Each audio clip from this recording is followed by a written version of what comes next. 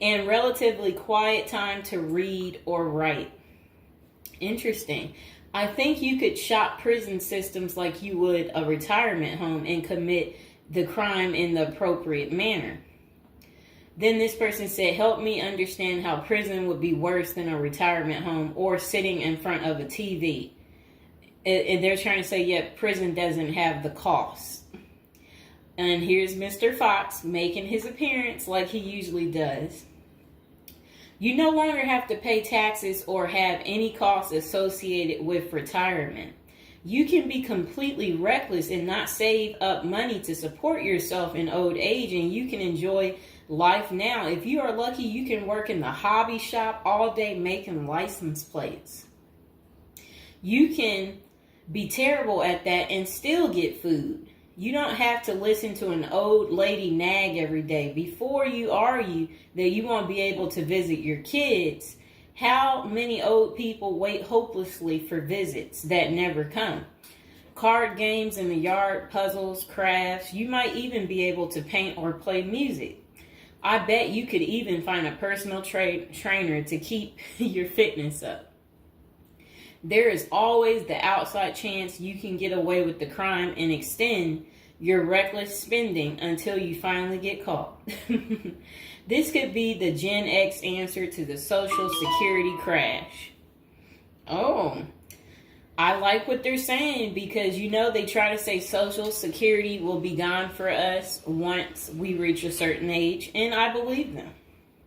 Because plus, we constantly hear about them talking about they're going to get rid of Social Security. So, might be true. So we got to plan ahead, right, you guys? So maybe I should take up tattoo artists as a hobby to prepare so I can get some extra smokes and a serving of Jell-O. Now, what crime do you commit and at what age? Embezzlement seems a solid choice, but I think you might need a life sentence to make this work. And then it says that it would be messed up to get kicked out of prison. Seriously, not serious. I don't think people get kicked out of prison. I think they get, if they have good behavior, I think they can possibly get out. Okay, so it says maybe a Fed club, laughing out loud. And then another person said they liked that post. They said, that's a nice thought. Then the other person said, what do you mean? That would be a problem for me because it's a lack of freedom and privacy. And the next person said, crazy but interesting concept. I have heard of the homeless committing crimes just to get off the street. And the courts read right through it and cut them loose. Interesting. That brisk morning stuff on the freezing stainless toilet and that toilet wine would round out a nice day. Laughing out loud. I guess they know how to make toilet wine. I think I would rather be in prison than homeless. If things were really bad, go on a robbery spree and hide the money for when you get out. Ha ha ha ha ha. And if you were to ask me, which would you rather do? Oh, that's terrible. Be homeless on the street or be in prison? Prison wins hands down on this one. The guaranteed bed and the guaranteed meal, the library, you know, the friends when you get your free time, you know, I'm just saying. I don't think the cold streets are for everyone. Okay, so this person said, I'm guessing these are also an issue in a retirement home, except you still pay taxes and rent. I have to guess, but gawking, the old guy is not going to be high on the list of pastimes for convicts. Spider is so, wow, I don't think we want to say that.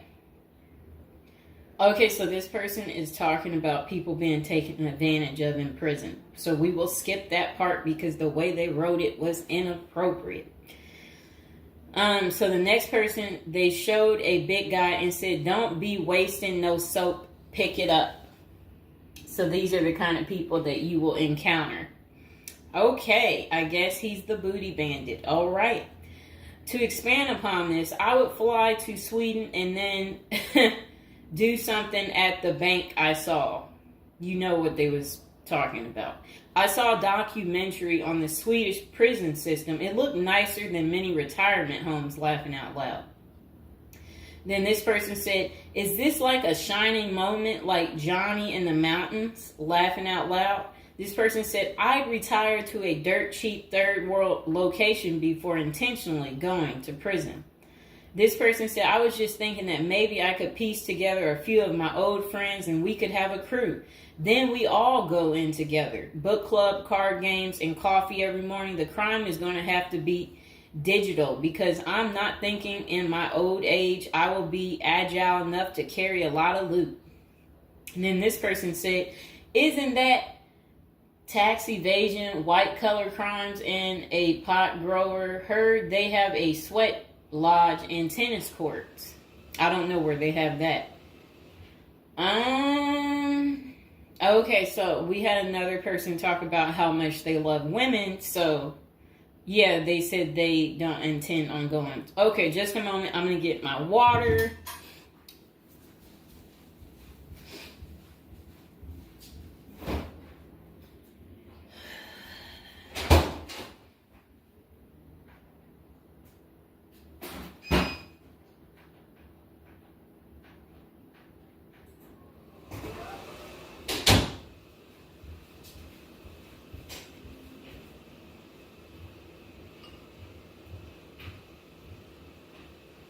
All right, it got a little hot. Okay. Now, this person said, I'd rather go to a cheap third world island and live life as a local fix-it guy. Putter around, live on the beach, fresh seafood, and a tan booty. Arr, it's a pirate's life for me, mates. Next person said, I took what looked like a shortcut one morning. And they're talking about something about a prison cop. I don't know what that means, and I'm not going to say it. Okay. This person said a failed bank robbery would be pretty simple federal crime. On the other hand, I think even a basic social security check will go pretty far in the Philippines, Mexico, and Colombia. I think they're right for those countries. This person said, my broke buddy is doing okay in Thailand. This person said, I'm thinking about spamming forums with CBD gummy ads. Certainly, committing internet crimes would make it a federal case and qualify them for a federal country club prison. And they said they're currently in beta testing phase. I'll let you know how it pans out. That's really sad. This person wrote this in January of this year. That's sad that this is what the people are doing. Well, at least you know what not to do. And then another person said, well, it worked out rather well for Otis. They showed a picture of some guy. I don't know who this guy is, but that's who they said it worked out for. And then this person said everybody has that one person that they weigh whether or not their demise would be worth a life sentence. And then this person said, well, nowadays all you have to do is agree with Trump, like say over at the Capitol, and post it online.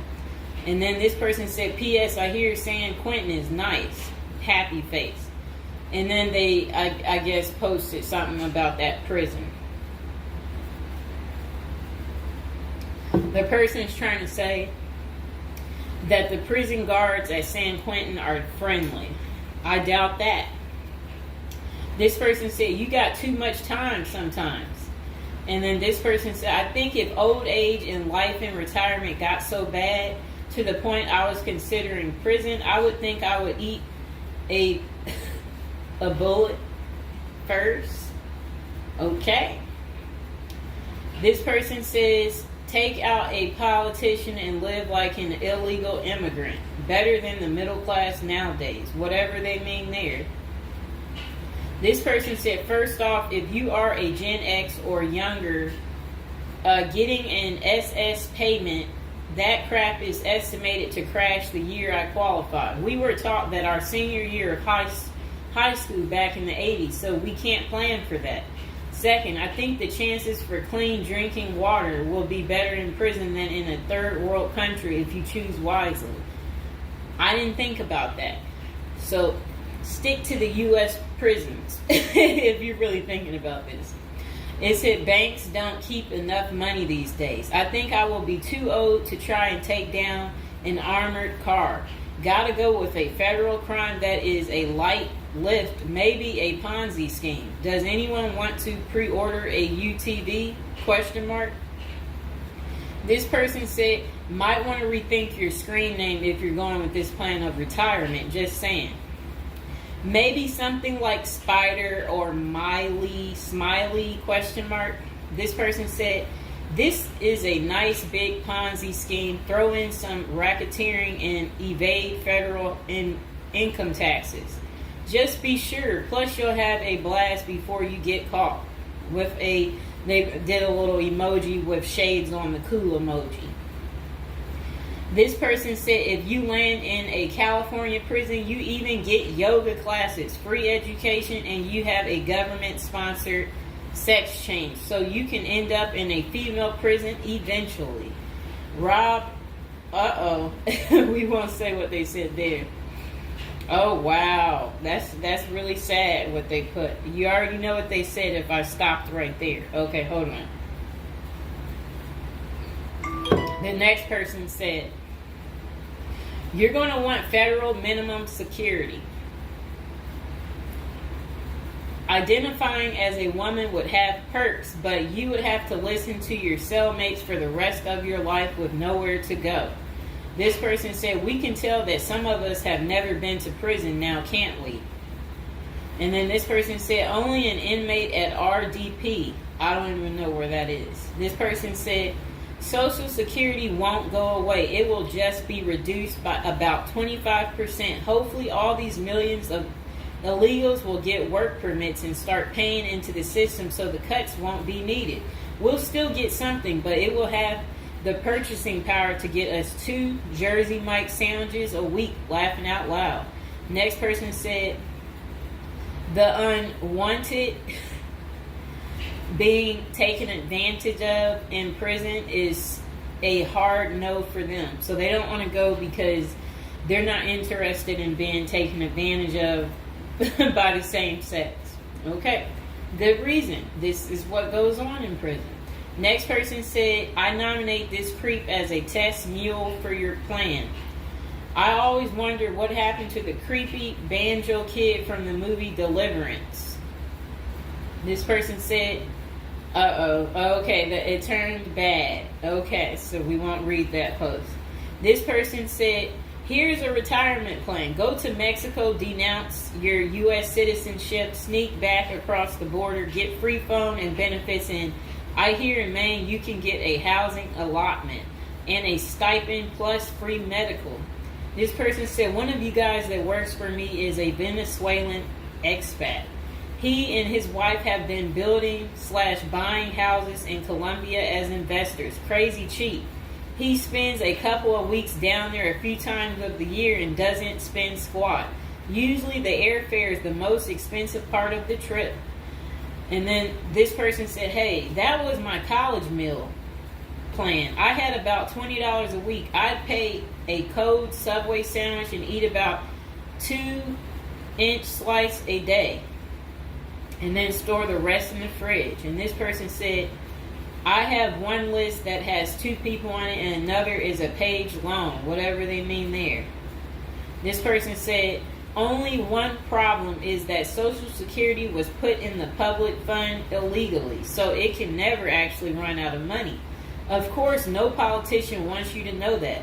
Our good buddy LBJ is who you can blame. Next person said, sounds like someone has a secret desire to get their crap pushed in.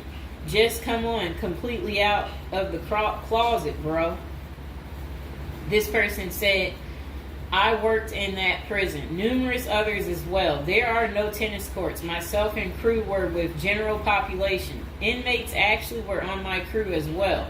The good behavior guys. The stuff you don't hear about is massive. Daily crap goes down. We got locked in a security armory for hours as a riot/fight started.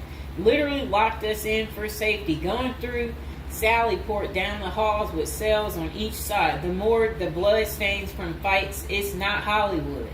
The most scary individuals are actually the guards. A few can be normal or two civilians working inside.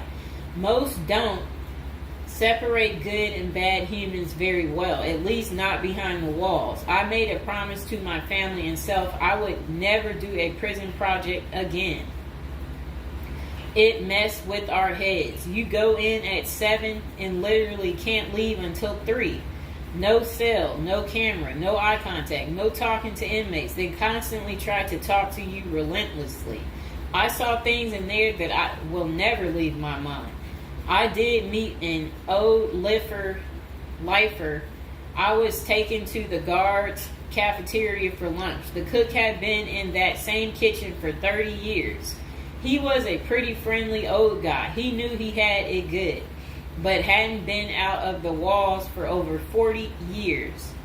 I have many stories, but I don't tell many, especially on social media. Really, it's not worth the risk of telling. The women prison in downtown San Diego is really crazy scary.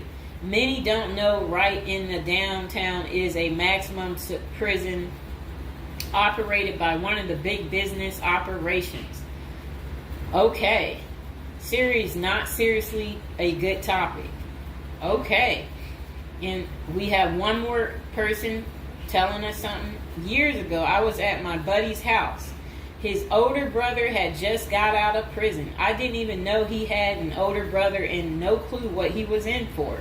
I remember he couldn't settle down at all, just hanging around in the garage. He couldn't stand still. And it was almost like he was looking to get in trouble. One Friday after work, I swung by to see what was up. The boys were hanging out in the garage, drinking beers. Steve was getting all irritated about something again. Basically nothing. And then out of nowhere, he blurts out, I ain't afraid to go back. I'm just a punk in a bunk. That's really funny. I got out of there. Too much of a scene. Okay. This person said they still think prison's a retirement plan. This person said, yeah, big perks. You'll also get, as Jim Jeffrey says, and yeah, so, all right, so that's the end. I couldn't say what this person said because it was very inappropriate. So that's the end of episode 1 for prison as a retirement plan. And hopefully, you guys think this through. If this is something you're really interested in for real, you will want to continue with the series of, me talking more about prison, so we can get you ready and prepared if that's really what you're into. If any of you out there are watching from prison, we would love for you to like the video, subscribe, comment below, let us know, your prison stories. If you used to be in prison or if you want to go back, we want to know that too. So go ahead, don't be shy, comment below, and I hope you guys enjoyed the video. Welcome to episode 2, back on our prison is a retirement plan for seniors. And today we're going to be talking about people using prison as a retirement plan in Japan, of all places. Okay, let's get to it. So they said seniors in Japan are having to steal just to cover basic expenses, but it's all part of their plan. You see, the sentence for their crime sends them to a place where they find a sense of community, receive free room and board, and have a caregiver 24/7. It's good to watch other countries who are older or more in depth to see what will happen to us. Well, 27.3% of Japan's citizens are 65 or older, practically twice that in the U.S. And these seniors are breaking into prison just to survive. Will Americans retirees be forced to do the same? Not if they start planning now with a financial professional. Here's a look at Japan's rampant retiree crime spree. So they said an article in Straits Times is titled "Rising in Old Jailbirds Turn Japan Prisons into Retirement Villages." It points out that a record 47,632 people in Japan aged 65 or over were arrested in 2015. Over 70% were caught for petty crimes such as shoplifting. When retirees have to steal just to survive, it's clear that their plan didn't include saving enough money to cover basic living expenses. What's worse is that Japan's elderly inmates are rehabilitated, kicked back into society, and stuck in the same boat they were before. They haven't gotten any younger, and they still don't have enough income. So do they get a job and start saving for their slow-go years? No, they steal a bunch of bananas for breakfast and get thrown right back into the slammer. About 70% of all current inmates aged 65 or older are repeat offenders. Why do these seniors live this type of retirement? Well, besides the fact that they did not plan successfully, their retirement strategy didn't include any plan for long-term care either. But prisons did. A roof over their head, 3 meals a day, no utility bills, and free unlimited health care are all provided. A research firm coined Japanese prison state-sponsored retirement villages, and one of prisons' demographics includes a 50.6 age average, with the oldest being 88 years old. That same prison was recently refurbished to accommodate their demographic, including 500 private well-lit cells, each with its own desk, chair, and well-lit cells, each with its... Oh, okay. They said it also comes with a wooden bed and television set. Steps in the public areas are even upgraded with ramps and handrails. Does that sound like a prison to you, or is it closer to the retirement home where individuals visit the grandparents? By 2025, 1 in 3 citizens of Japan will be age 65 or older, and 1 in 5 will be 75 or older. 2025 isn't that far away, and the U.S. demographics isn't getting any younger. Medicaid and Medicare are drastically underfunded and facing problems similar to Social Security still. Prison is better than no plan, and a ward of the state doesn't have to live on the street and steal bread.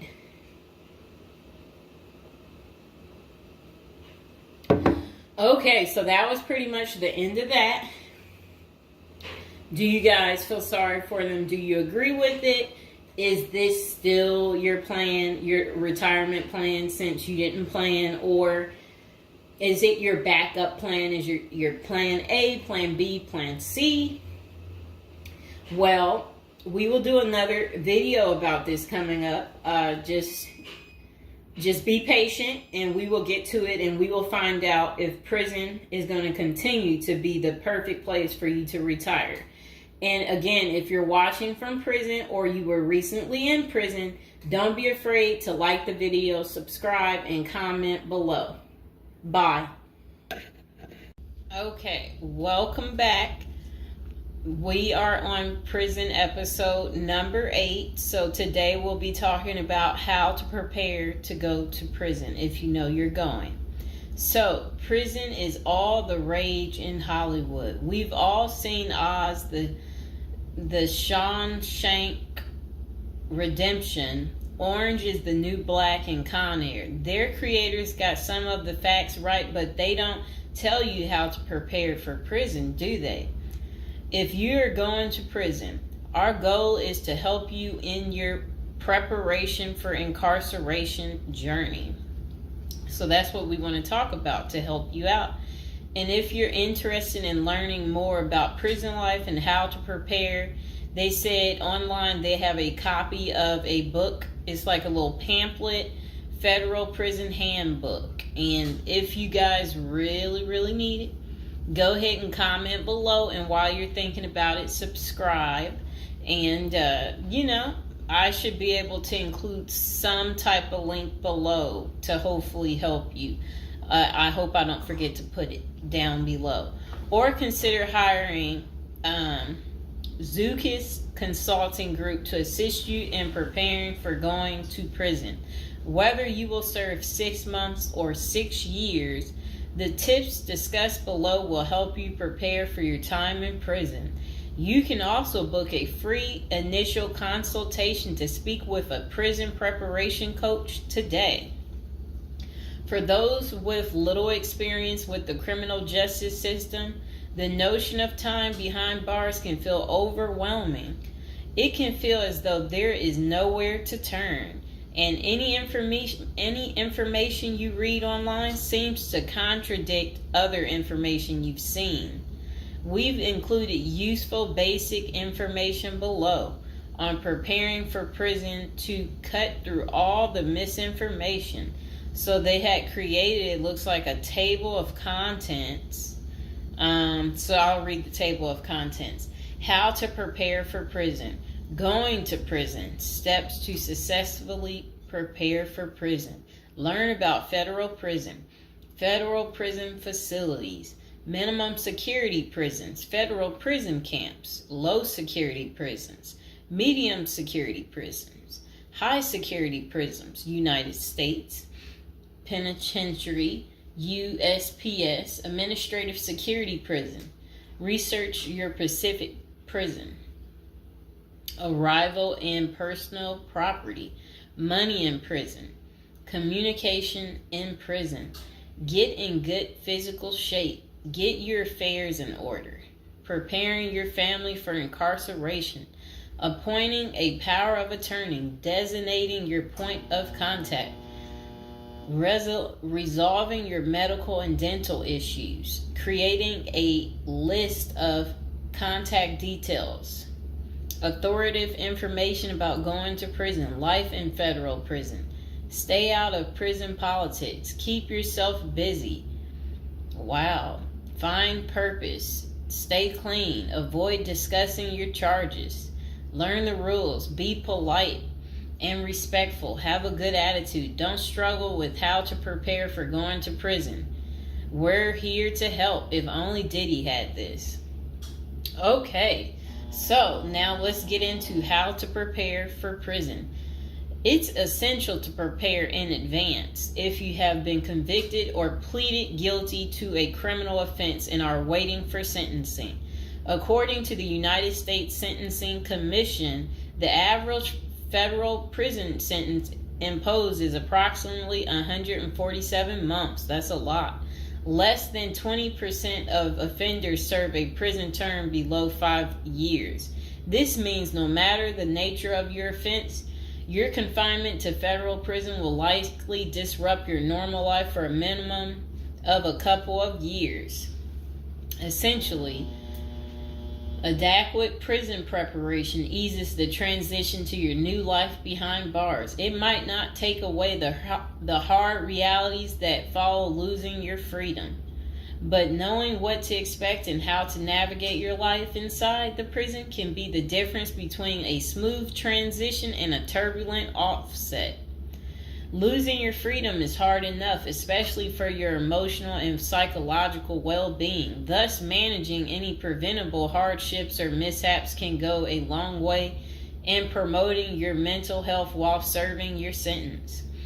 At Zeus Consulting Group, we help potential federal prisoners prepare for their incarceration by equipping them with information to navigate their life behind bars. Our criminal justice system largely fails to reform convicts. Hence, if you are keen on going through your sentence as smoothly and as quickly as possible and transitioning back to an active life afterward, we are here to assist you.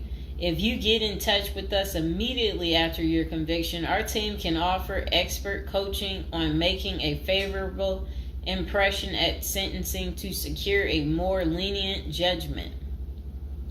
In addition, we coach our clients on how to live a meaningful life during confinement by cultivating their abilities, keeping them out of trouble, and developing an excellent record. These are essential factors that can enhance your overall life in prison and improve your chances of serving a shorter sentence. Okay, now let's get to the part talking about going to prison, steps to successfully prepare for prison. At the Zuski's Consulting Group, they walk through the various steps you need to take adequately to prepare for a smoother transition in your life in prison. Generally, criminal conviction comes with potentially life-changing consequences, and the period before incarceration is the hardest for most people and their families. We understand you may be stressed and anxious about what lies ahead. For this reason, we are committed to providing you with essential coaching that you can implement immediately to get you ready for custody. Let us take a look at some of these preparing for incarceration tips. Learn about federal prison. Depending on the nature of your offense, the court might order you to self-surrender, or you may go into the custody of the U.S. Marshal Service. Whichever way, you need to arm yourself with knowledge on what to expect in the federal prison you report to. This means reading quality prison preparation books and speaking with a knowledgeable advisor who has ideally done substantial prison time in the system where you will be incarcerated and at the same security level. So if you know someone who has served as much time for you as the same charge that you have, that's the mentor you should be talking to and linking up with to learn more about what prison life might be like. Okay, so it says the Federal Prison Handbook, the definitive guide to surviving the Federal Bureau of Prison, is the best book for this. We tell it like it is and do not offer false promises to scare you into opening up your checkbooks. Take this step seriously. You must build an informational foundation to make good decisions in prison. Federal prison facilities. There are over 100 federal prisons across the nation, and they operate at 5 different security levels: minimum, low, medium, high, and administrative. The security levels are determined by features such as security barriers, presence of external patrols, detection devices, guard towers, type of inmate housing, cell or dormitory, staff to inmate ratio, internal security measures. Below is a rundown of the features of each of the security levels. Okay, so it says minimum security prisons, federal prison camps. Dormitory housing, low staff to inmate ratio, limited or no perimeter fencing, work and program oriented. Prisoners with less than 10 years remaining plus minimum violence history. Okay, so that was for minimum security prisons, which is federal prison camps. Okay, so low security prisons mostly is dormitory or cubicle housing, higher staff to inmate ratio compared to minimum security prisons, double fenced perimeter, strong work and program offerings. Prisoners with less than 20 years is what low security consists of. Medium security prisons, mostly cell type housing, higher staff to inmate ratio compared to low security facilities, strengthened perimeters, wide variety of work programs, greater internal controls, all types of prisoners but with less than 30 years remaining on their sentencing. So the minimum is for, again, people who didn't commit the worst of the worst. And then low security, same thing, less than 20 years. Well, they're not the same thing, but And then medium means like you're going to be there a while, but you'll be there less than 30 years. Okay. High security. Oh, okay. Is United States Penitentiary, USPS, single and multiple occupant cell housing. Highest staff to inmate ratio, highly secured perimeters, close control of inmate movement, all types of prisoners, but sex offenders and informants are highly likely to be victimized. Administrative security prisons. Administrative security federal prisons have special missions. For example, pretrial offender detention, treatment of seriously or chronically ill offenders, confinement of escape-prone, violent, or extremely dangerous inmates. So that's administrative security prisons. So, all right. Okay, so administrative facilities include federal medical centers, federal detention centers, the federal transfer centers, and others. Please see our Administrative Security Federal Prisons page for more information about these institutions. Operations and privileges such as leisure time vary widely at each security level. At the Zuski Consulting Group, we can help you understand the implications of being held in any prison, regardless of the security level. But generally, through the Federal Bureau of Prisons, BOP, ultimately decides where to confine you. Your attorney may request your designation to a facility that best fits your needs. Okay, just a moment.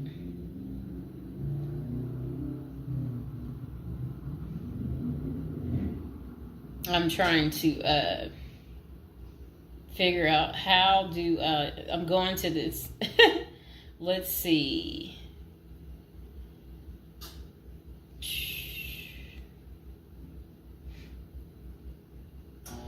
Know why I keep getting these numbers calling. Okay, back to where we were. Research your Pacific prison. If you are ordered to surrender, go to our federal prison profile section and locate the Pacific profile of your upcoming prison. Once there, you can read about the particular prison and life therein. You can also download the prison's admission and orientation handbook and commissary forms. These will provide an overview of opportunities available at the prison and protocols for education, recreation, housing, health, psychology services, and more. This is a valuable Prison Pacific information that can be very helpful in your journey in preparing for incarceration. Okay, so arrival and personal property. Whichever prison facility you are designated to, prison staff from medical case management and psychology services interview and screen you upon arrival. Later, you join the admission and orientation program for formal orientation into the facility's procedures, programs, policies, and services. Moreover, BOP restricts the personal property you can take when entering the prison or retain during your stay. Criminal defendants who self-surrender to their institution may keep the following items: plain wedding band, plain earrings for females, legal documents, orthopedic or medical devices, approved religious items, prescription glasses. While you surrender in your civilian clothes, you will be given an option to throw the clothing away, donate it, or mail it home. The prison issues you clothing, bedding, and hygiene items upon arrival. In addition, you may purchase items such as shoes, recreational clothing, food items, personal care items, and others from the prison's commissary. Sounds like the military. Once you are in custody, there are Pacific guidelines regulating possession of any of these items. We at the Zuski Consulting Group can help you get ready for custody by explaining these processes and privileges. Money in prison. You can have money in federal prison, but the funds remain in your inmate trust fund account. These funds may be used for commissary purchases, telephone, email, and other authorized activities. Appoint someone you trust to act as a business or financial manager. Your spouse or attorney or close friend, you may want to give this person power of attorney and arrange for the bank to allow them to make withdrawals from your account. Arrange to have them send money monthly or quarterly if you can afford it. Ask for between $400 and $700 a month. This will allow you to spend $360 at the commissary each month. Use a maximum of 300 minutes of phone calls each month. Purchase MP3 player songs and use the BOP's inmate email system. This investment will make your prison time go by faster. It's worth the expenses if you and your family can afford it. So again, ask your family to send you about $400 to $700 a month, because the commissary, they allow you to spend $360 a month, and then they're just saying that use a maximum of 300 minutes, of phone calls each month, and then you should be able to use the inmate email system too. In addition, your family and friends can send you money through MoneyGram, Western Union, United States Postal Service. Please see our page on sending money to federal inmates to learn more. Note that your account number must be affixed to all such transactions. Funds sent through MoneyGram and Western Union are processed every day of the week, including holidays. Communication in prison. Communication with family and friends is essential during your time in prison.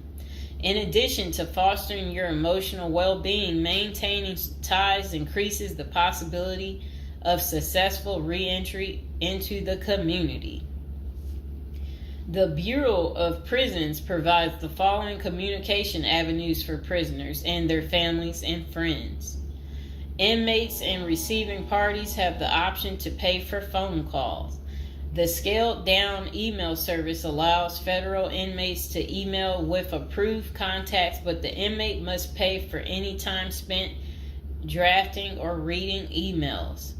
Inmates may send and receive mail through the U.S. Postal Service. Prisoners may receive subscriptions directly from the publisher without prior approval, newspapers, magazines, and journals. Okay. Get in good physical shape. Exercise has immense health benefits, both physical and mental. It is normal to get depressed as you contemplate preparing for incarceration. However, exercise can help keep stress levels down and allow you to focus on what matters most, creating a positive transition to better your experience in prison. You will have plenty of time in prison to develop good fitness. However, starting now is beneficial as you equally need your energy levels at peak as you rush against time to get your affairs in order. Moreover, if you end up confined, especially in a higher security facility, looking physically fit may play to your advantage, though you should purpose to stay out of all conflicts at all costs. There probably isn't any pressuring need to learn how to fight if you are housed at a camp, minimum security, or low security federal prisons. But if you're headed to a higher security level, you may want to hire a personal trainer to become as fit as possible, even if that just means looking tough. So if you're at a higher security level, you might encounter more threats. That's what they want you to know. While we don't advocate employing violence, conflict avoidance is almost always the best answer in prison. It's not the worst idea to consider taking self-defense classes to learn how to protect yourself. This is essential piece of how to prepare for prison. Violence in prison is genuine concern, and people do get hurt. A fight is never a good idea, but you need to prepare in the event of everything going wrong and escalating into conflict. Get your affairs in order. Going to prison is the last thought on anyone's mind. Even when your case goes to trial, you always hope there's a chance of fighting the allegations and winning the case or earning a lenient sentence. a lenient sentence. That does not involve imprisonment. It is understandable if you are still in denial and hoping the case might turn out favorably. However, denial only works against you, as it may hinder you from taking advantage of the short time you have to get your affairs in order. Before losing your freedom, even if there is a slight chance of getting a lenient sentence, preparing for prison is essential if things don't go as expected. Some of the matters you need to take care of include preparing your family for incarceration. Your family will be devastated by the idea of you being locked up and the potential dangers it might subject you to. It may take a while before they come to terms with the likelihood of living without you. However, you need to sit down with them and discuss life without you. If you are the primary provider, you may need to organize how bills will be paid in your absence. This may even mean working at downsizing the family's lifestyle if there are not enough funds to maintain the same lifestyle. If you live alone, you need to make arrangements for your property so that debts do not accrue in your absence. If you have young children, they may not understand the long-term implications of your absence at the moment, but it will soon affect them, so you need to plan the best way to help them cope. Consulting a psychologist is vital, as they can suggest ways to help both you and your family cope in the short and long term. Lastly, it would be best to inform your family that they can reach you either through email or written correspondence. They should also expect you to call them regularly or through video visits whenever possible. While preparing for incarceration is critical, maintaining family contact while you are away is equally as important. Okay, next is about appointing a power of attorney. Generally, a power of attorney grants another person the ability to control your affairs in your absence. This could be your spouse, parent, child, sibling, or trusted friend. If you appoint someone other than your spouse, you could grant the power to two people who should consult each other before making any decisions about your affairs. This may eliminate conflict and guarantee extra safeguards against misuse of the powers. As you do this, ensure you draft a financial plan on how the finances should be utilized while you are in prison. You may also want to create a rough budget of your financial needs in prison and coordinate how the money will be channeled to your commissary account. Designating your point of contact. Before surrendering to prison, ensure you identify a primary point of contact. This could be a family member or a close friend. We can work with this primary point of contact as questions or issues arise. Additionally, this person will be able to better advise your family and friends of your status, location, and information. Please note that prison staff seldomly release information to family members. For example, if your family calls your unit team seeking information about your status or healthcare matters, they will not release information. With this being said, we have our clients sign a release information authorization, thereby enabling prison staff to disclose information to our team members. Next is resolving your medical and dental issues. Medical and dental services are available in federal prisons. However, they may not match the standards of your current providers. Care is often substandard, slow, and usually not forthcoming.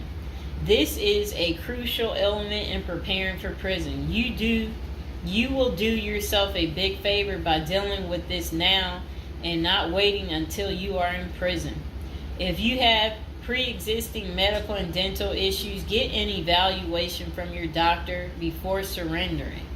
Likewise, it can be a very good idea to update your glass prescriptions and resolve any dental matters before surrendering.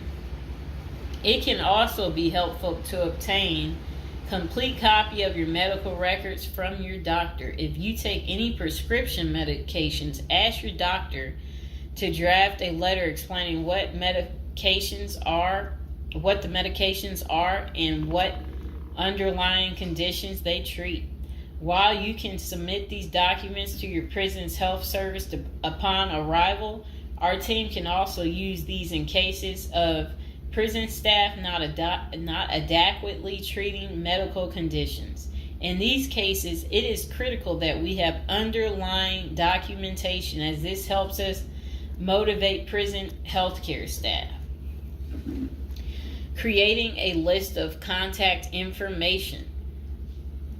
Before going to prison, prepare a list with contact numbers, mailing addresses, email addresses for all the people you may need to contact during your confinement.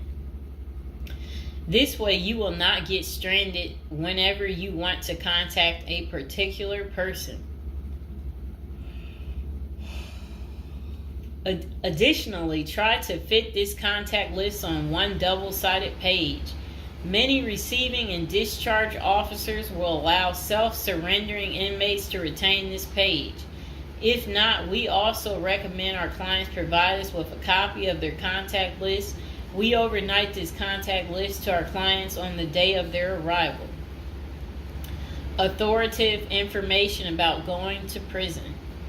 In the past, people used to go to prison utterly oblivious of what lays ahead and would endure untold hardships before they adjusted to their new life. This is not the case today. There are dozens of books, guides, and other programs that help defendants prepare for their life behind bars. While we cannot attest to other firms, books, or products, our team regularly assists clients preparing for prison. Here are a few of our book offerings: Prison Education Guide, Federal Prison Handbook, Directory of Federal Prisons. While waiting for your sentencing or self-surrender date, ensure you gather as much information as possible to enlighten yourself. Most prison preparation resources are written or produced by ex-convicts who have served long sentences in federal prisons, or experts who have worked closely with the inmates and are familiar with the criminal justice system. Researching widely and reading available credit resources can be an eye-opener, enabling you to adjust to your new life quicker. Aside from reading prison preparation books and guides, you may also seek out prison consultants to answer your questions and provide insights on the ins and outs of prison. For instance, at Zeus Consulting Group, we help criminal defendants develop strategies to prepare for prison and successfully reintegrate into society. Our objective is to help you develop an informational foundation to make good decisions once in custody. Life in federal prison. Before commencing your federal prison sentence, you need to know how to prepare for federal prison with a survival guide and tricks. Assuming you have gathered as much information as possible about what your life in prison will be like, here are some tips to enhance your experience. Stay out of prison politics. You do not have the liberty to choose your neighbors in prison. You meet people from different backgrounds, some possessing extreme opposite personalities, ideologies, and outlooks on life. Despite the sharp differences, you may have to share the same facility for years. In ideal circumstances, people should embrace diversity, but not so in prison. Conflict of interest and prison politics are the order of the day. However, it helps by maintaining a low profile throughout your stay. Otherwise, if you indulge in politics and things turn ugly, it may compromise your chances of coming out unscathed. Keep yourself busy. Federal prisons require medically able inmates to work. As soon as you arrive, ensure you find a job that you will enjoy. If you don't obtain a job on your own, prison officials will assign you a work detail. We advise our clients against this approach since it often means working long hours in the kitchen. Some examples of the positions you may want to consider include plumber, inmate orderly, food service, warehouse, groundskeeper, painters, while some of these prison jobs require long hours. Others are no-show jobs where you sign your name on a sheet and leave. While federal prisoners are paid for their work, wages tend to be meager. For example, federal prisoners typically earn 12 cents and 40 cents per hour. These funds are deposited into your commissary account, which you use to buy personal items. I'll repeat that again. Oh, sit down, Mr. Fox. Sit down. Sit down, baby. Prisoners typically earn 12 cents and 14 cents per hour. Okay. Okay, that's crazy. So when in prison, find purpose. A period of incarceration equals a lot of available time on your hands, which can be positive or negative. It's your choice. Many positive activities in prison can help you find purpose in life, even help you improve your circumstances upon arriving. College correspondence courses, writing, exercising, and teaching in the prisoner's education department are just some examples of many activities you can become involved in, which will give you purpose. This purpose will help carry you through your sentencing. Okay. Pursuing a purpose during your time in prison can make your stay more meaningful and manageable. For example, you can learn a new trade, write a book, discover philosophy, find spirituality, or purchase other professions. Likewise, we help many of our clients further their education behind bars. Whether you are interested in college or career-based studies, our team can help. Okay. In addition to keeping yourself busy and avoiding falling into a depressive state, finding purpose behind bars may equip you with relevant skills for successful re-entry into the community upon your release. This is critical. If you work, you are prepared for a period of incarceration.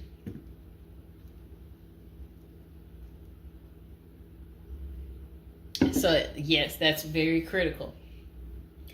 Thinking through potential activities is a critical step in figuring out how to prepare yourself for jail. How you find purpose is up to you. One of our clients, a doctor before his incarceration, spent his time helping those who need physical therapy. Find something that works for you. It is a good idea to put a plan in place so you can focus on the day of release from the time you enter. Avoid discussing your charges. When first entering prison, many inmates receive the prison 411. Other inmates want to know who you are, your criminal charges, your sentencing, and other relevant information. Whether someone tries to bully this information out of you or a friend in prison asks, do not fall into the temptation to disclose your case details. Many things can go wrong if you do so. For instance, a fellow prisoner could make a deal to serve less time in exchange for the information, especially if the details are incriminating. Also, the nature of your crime might cause you to be victimized, especially for sexual-related charges. Please contact us at the Zeus Consulting Group if you are concerned about these types of disclosures. We help clients charged with all manner of criminal offenses develop a strategy for addressing these sensitive matters. This is especially important for clients charged with sexual offenses or who have testified against others for a sentence reduction. Stay clean. However tempting the ideal of using drugs in prison may be, you should steer clear of them. This is a key area for in-prison conflict among fellow inmates. Likewise, inmates caught drinking alcohol or using drugs are often severely sanctioned. While this can be an appealing avoidance avenue, especially when struggling with depression, this is not the answer. Our team can help you develop better coping mechanisms. No matter how deep you descend, keep in mind that drugs are not the solution. If anything, they are likely to aggravate your mental condition. Always remember there are far better coping methods such as remaining physically active, finding purpose, keeping in touch with family and friends, if possible, and seeking professional counseling.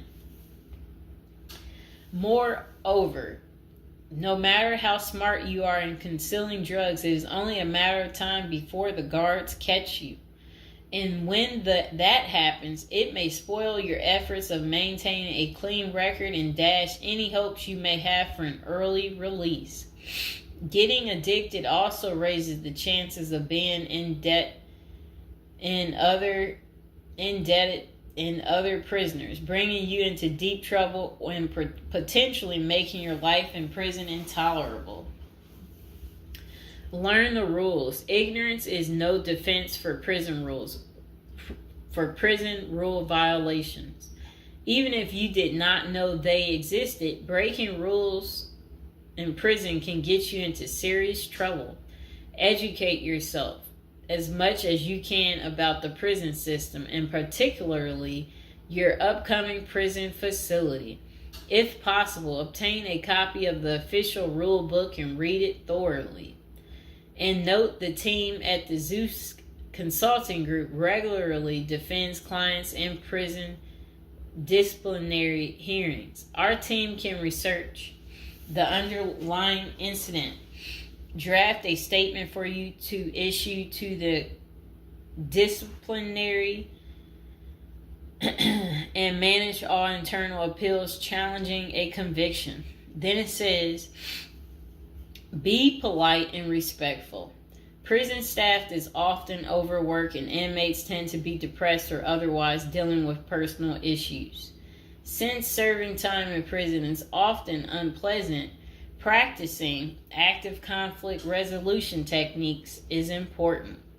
Tempers are likely to flare quickly, and you do not want to step on anyone's toes. As a general rule, being polite and respectful is the best way to survive in prison, while reducing headaches and other interpersonal conflicts. Even when a staff member is unreasonably demanding, avoid engaging in actions that might make them feel challenged. Being polite and respectful can go a long way to making your time more manageable. Next thing is to have the right attitude. The moment you enter prison, your life takes a turn. You might lose friends, family outside of prison. Even those you did not expect to abandon you may just do that.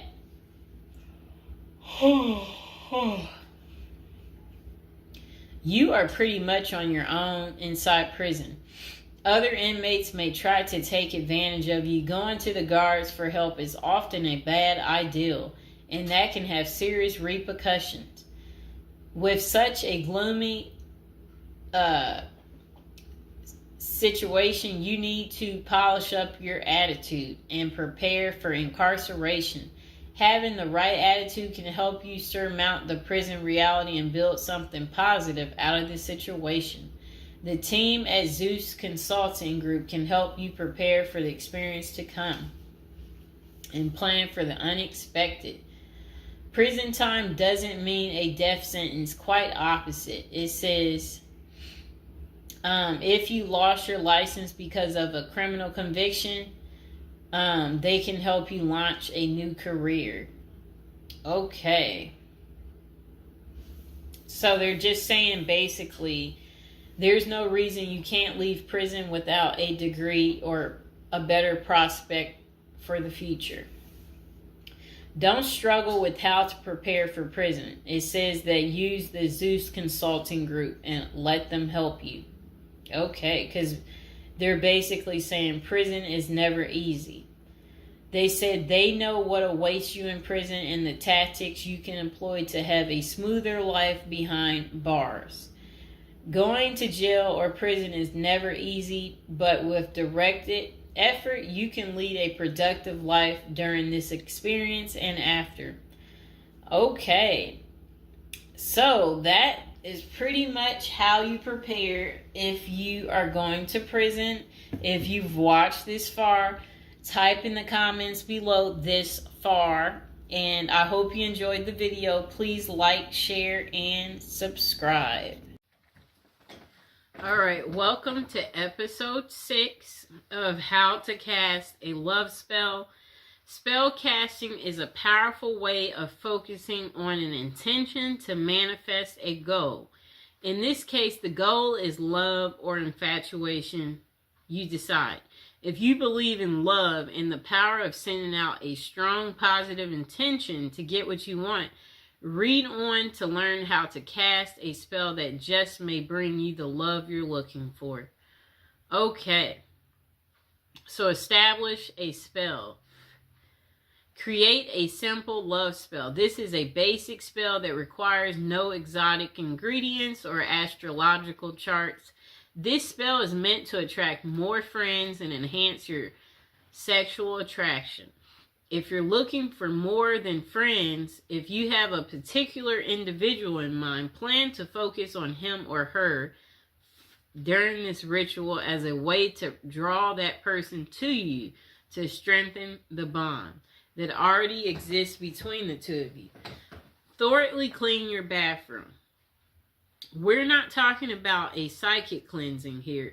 Do a true cleaning with cleanser and antibacterial products. Cover your mirrors with white or pink towels or sheets. Then draw a bath and add a handful of sea salts and other salts to the water while saying, negativity is washed away. I am renewed as of today. Many heads will turn my way. The ones I choose will wish to stay. If you don't have a bathtub, tie the bath salt up in a washcloth while saying the above words and use it in the shower. Okay, light 3 white votive candles or place 3 votive candles in the bathtub. Relax and focus on your body. As you anticipate entering the water, think and feel how sensual it is and how beautiful you are. Focus on what you like about yourself. If you're casting this spell for a certain person, begin focusing on him or her now. Turn off the lights and turn on your favorite music if possible. Choose music that's in line with your desired end result. If you're looking for wild romance or hot love, pick something that makes you feel reckless and sexy. If you desire a soulmate and someone who makes you feel safe, choose music that makes you feel peaceful and calm. For general attraction, you may want a happy, mellow song. Enter the bath and relax. Make sure every part of your body is immersed in the water at least once. Shampoo and condition your hair, shave if appropriate. Cleansing is an important part of this ritual. When you're finished, repeat the words of the incantation you spoke before you entered the bath. This time, add the following line to close the spell. I am blessed. I am loving. I am loved. And I love myself. I am loved. Okay? Follow your intuition and add any other elements that make you feel right to you. These could be like things like incense, bath oils made with herbal extracts or essential oils, your favorite perfume, cologne, or a cup of herbal tea or bath towels purchased specifically for this ritual.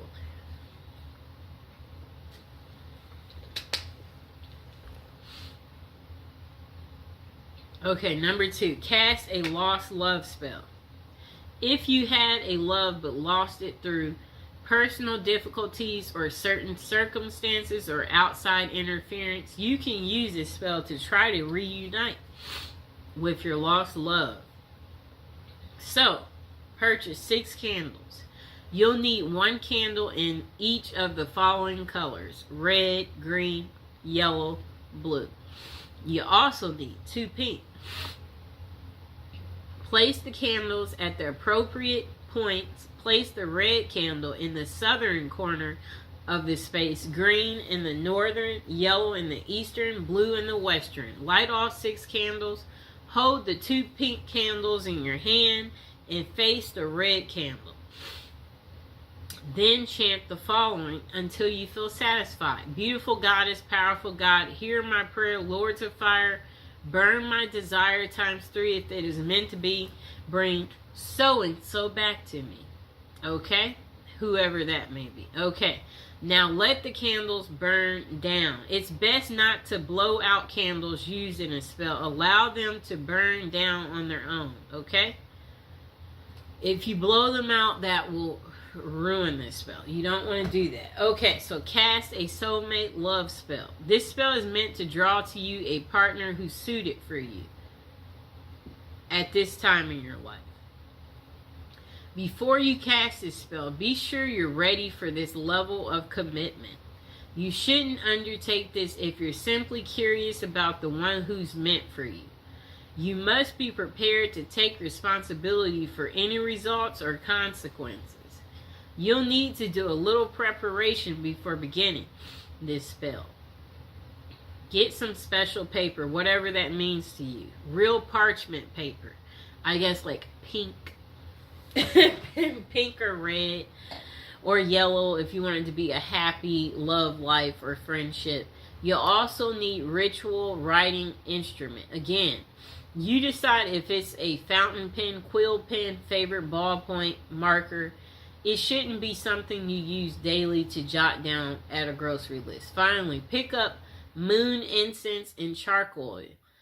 And a small heart-shaped box or a box decorated with hearts will work. So don't forget to buy a sheet of decorative paper, okay? Pick the perfect time. Ideally, this spell should be cast after dark. If you can do it during the waxing moon, all the better. A new moon is also ideal time for casting a love spell since it represents new beginnings. You will have the power of the moon working for you. So you can be a little flexible with your time without diminished results. Reinforce your aura through meditation or cleansing. Using a ritual pen and paper, write down words of power that will call the most perfect partner to you at this time. Do not include specific names. Avoid thinking of a particular person. You may or may not have even met your soulmate yet. So leave everything open to possibilities, okay? If you can't quite come up with what feels like the right words, use the following. If there be a perfect match, this work tonight will surely catch the perfect one who's meant to be, shall find his or her way home to me. In perfect love and perfect trust, I send this out, but not from lust. This spell will guide us to reunite. Free will remains with us tonight. Okay, blessed be. When you're finished, read over what you wrote. Make sure you've said everything you wanted to say and nothing's been left out. Then spend some time meditating on your goal while you light your ritual fire or the charcoal. Okay.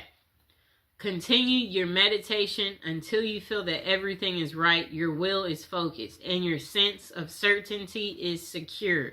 When the fire has become coals or the charcoal or is glowing, read what you've written aloud 3 times.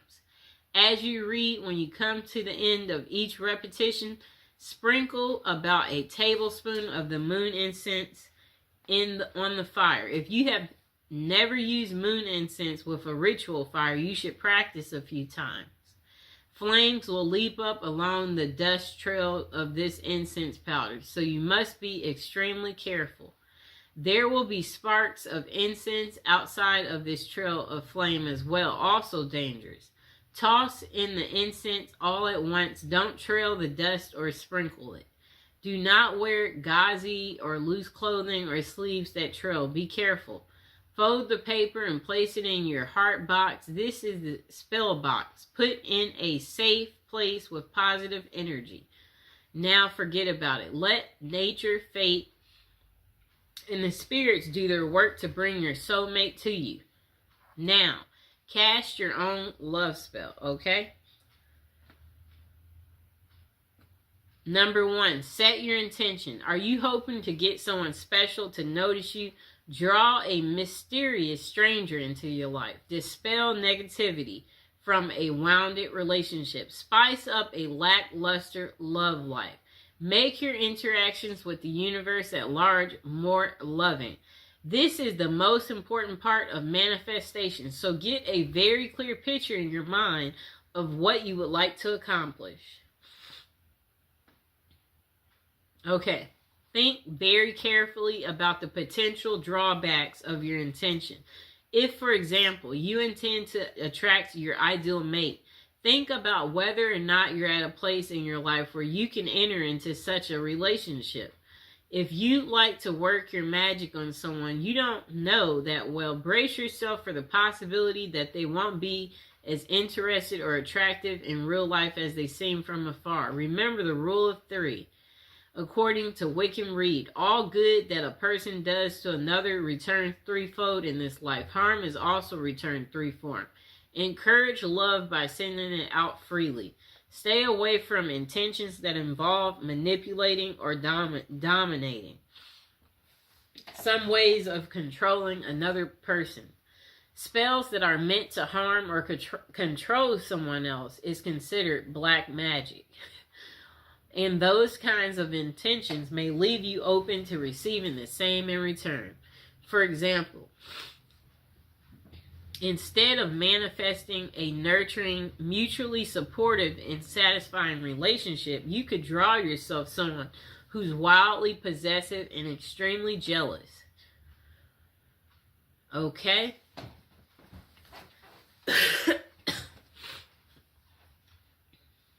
Gather the appropriate materials, exactly what you choose and what combination should be based on the kind of love you want to attract. So start by emphasizing colors. Red, for example, is the color most associated with passion and lust. Pink is also a heart color, but is considered to be more nurturing, while white speaks of innocence, and that would be appropriate for a platonic relationship. Green's association is with nature and to promote vitality. Choose candles, papers, flowers, rose petals, or other objects associated with your needs. Integrate herbs into the spell according to herb lore. Balm and catnip can be used to attract love and can be used to dispel negativity and promote love and happiness. Lavender is perhaps the best herb for attracting men. If your intention is more sexual in nature, try using vervain, which was used by the Druids to promote love, lust, and sexual fulfillment, or caraway, which promotes lust and fidelity, or cinnamon and fennel to promote vigor and libido. Use symbolic items. Do a little reading about the symbolism attached to common items. You're likely to find multiple interpretations for the same object. So go with your gut and choose what's meaningful for you. Use a mirror for healthy self-image, a piece of silk for sensuality, flowers for romance, lingerie for libido, or anything else you might have a special significance for you. Okay. Okay, so if you're directing your spell at a specific person, you happen to have an item taken from them, whether it be hair, clothing, a letter, something you borrowed, be sure to include it in your spell work. And also be aware of adding items with negative associations like knives, needles, ropes, or other aggressive objects. They might put an undesirable spin on your ritual. Number 3, don't forget to cleanse your body. Take a ritual bath using flowers, herbs, essential oils. Infuse the water with jasmine, rose, or any of the herbs. And possible bathe by candlelight. When you're done, dress in clean clothes. If you've chosen a new outfit for your ritual, put that on. Okay, so next, choose your place. Cast your spell somewhere you won't be disturbed. It would be wonderful if you could choose a romantic location such as a beach or forest. However, your number one priority should be privacy and the ability to concentrate. So that means staying indoors in a clean, cozy room. That's fine. Cast a circle. Spread sea salt with or without rosemary added in a circle around the space where you want to work for protection. If necessary, smudge the area by burning sage to clean away negativity. Number 6, light candles and concentrate. So focus your intention and visualize the scenario you'd like to experience in life. Make it as real as possible by imagining it with all your senses. If you feel comfortable doing so, chant your intention aloud, otherwise repeat it in your head. Write it down on paper, burn it, allow it to go out into the universe. Make a symbolic offering. Suitable offerings include flowers, an apple, wine, or anything else that has personal significance. Do not disturb your candles or blow them out prematurely. Allow them to burn down completely, then gather the wax and either place it in a satchel beneath your pillow or bury it in the garden to let it grow, preferably somewhere the dog won't dig it up. Make a rhythm spell if desired. This can make your ritual more potent. You may even want to include the name of a remnant god or goddess in the spell. If that fits with your personal philosophy, don't stress about being a poet. Rhyming is nice if you can pull it off, but what's important is the sincerity and good intention of words. Number 7, repeat for effect.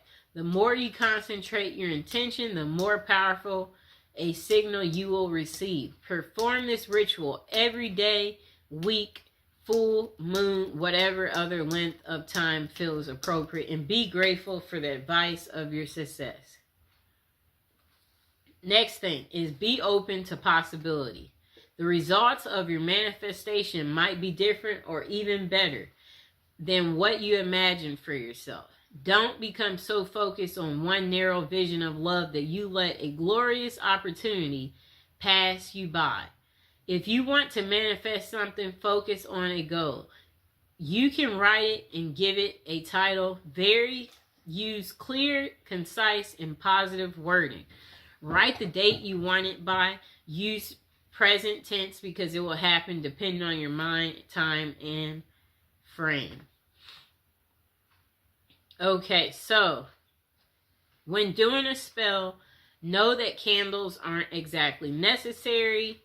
You know, you can use candles, but they're not necessary.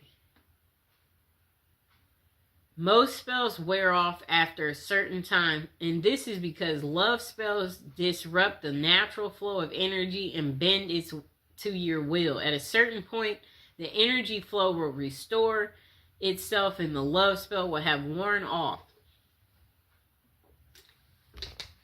Okay.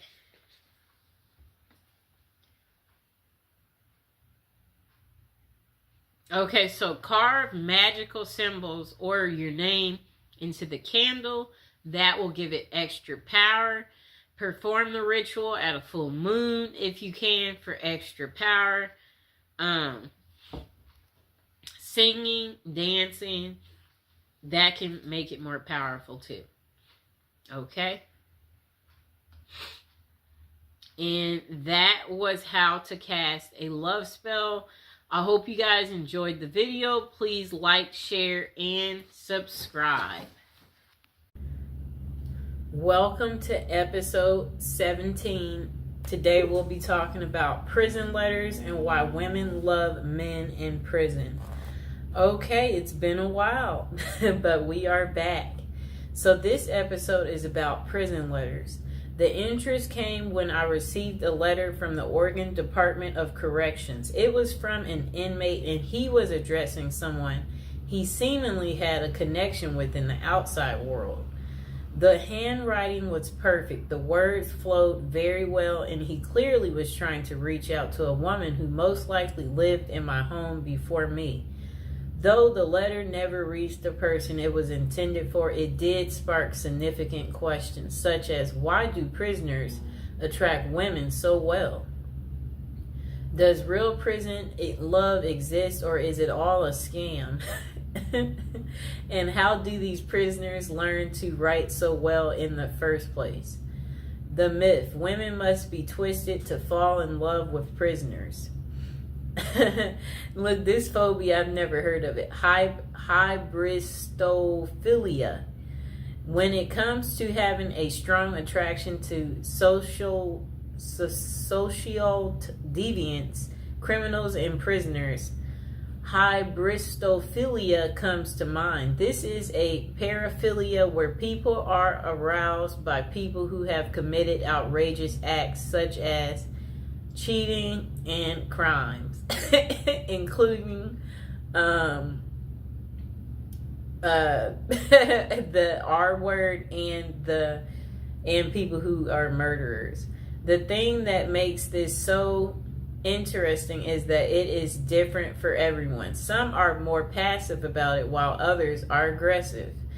Okay, so it says passive hybristophilia. This is when someone is drawn to criminals, but they do not act on it or try to assist them in any way.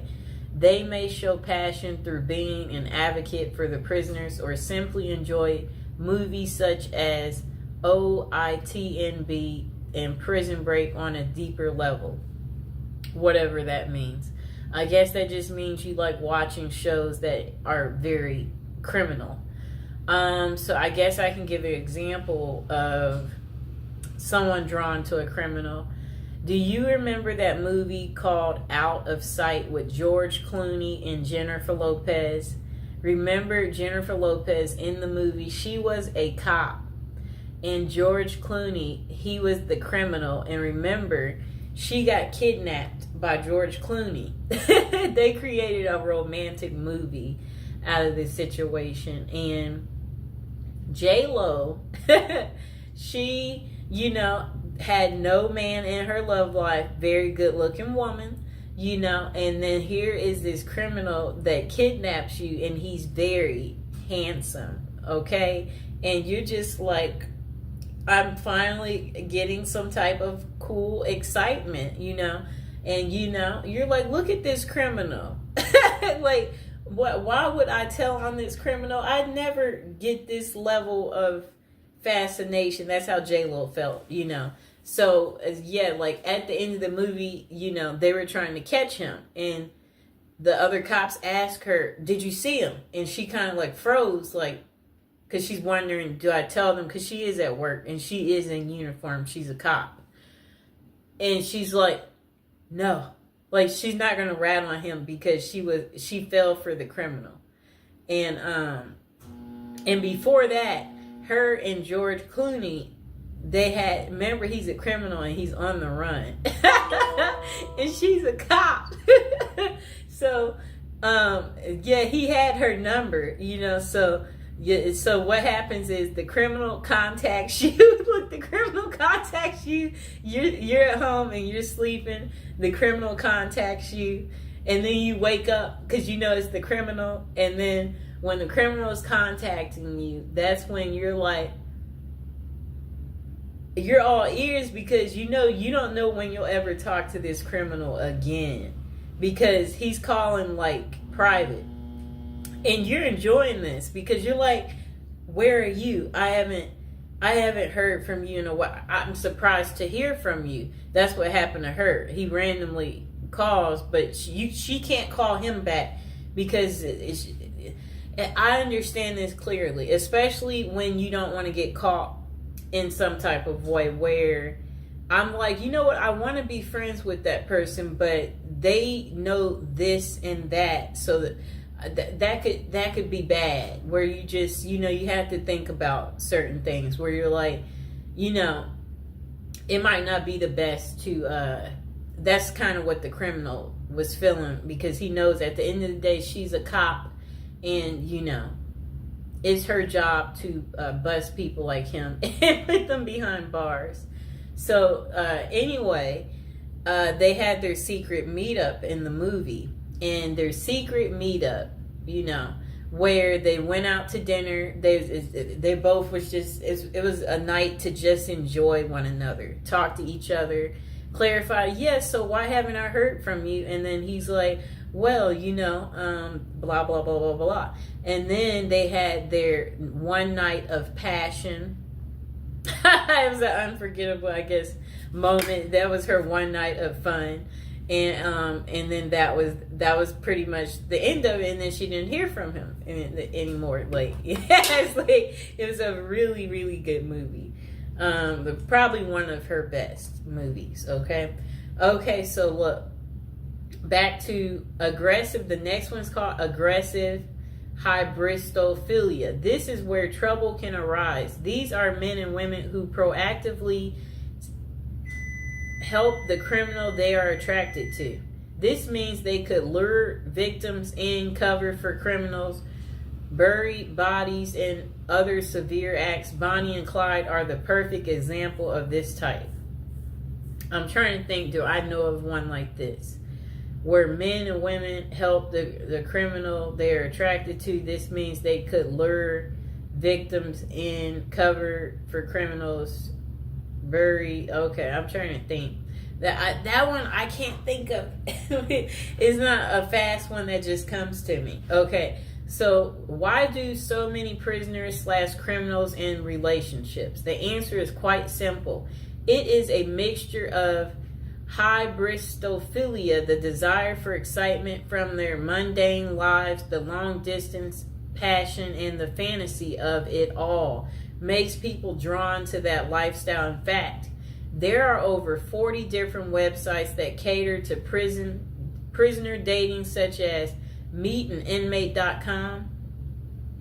And then potential consequences. Though it would be nice to have a happy ending every time, there are significant consequences from dating a known criminal. For example, a book called Dream Lovers: Women Who Marry Men Behind Bars. Jacqueline Wilcox Bailey talks about a real-life incident. Two sisters walked out of their long-term, boring relationships to get with prisoners. When those men were released, one of the sisters was murdered, and the other was beaten and tortured, which sent her supposedly posed lover back to jail. I think they mean prison. With this as a possibility, always be aware of the dangers you could be subjecting yourself. If you decide to follow that journey, with that being a solid case, does that mean that all prison love is fake and they are nothing but predators? Then they said myth. There is no such thing as true love in prisoners.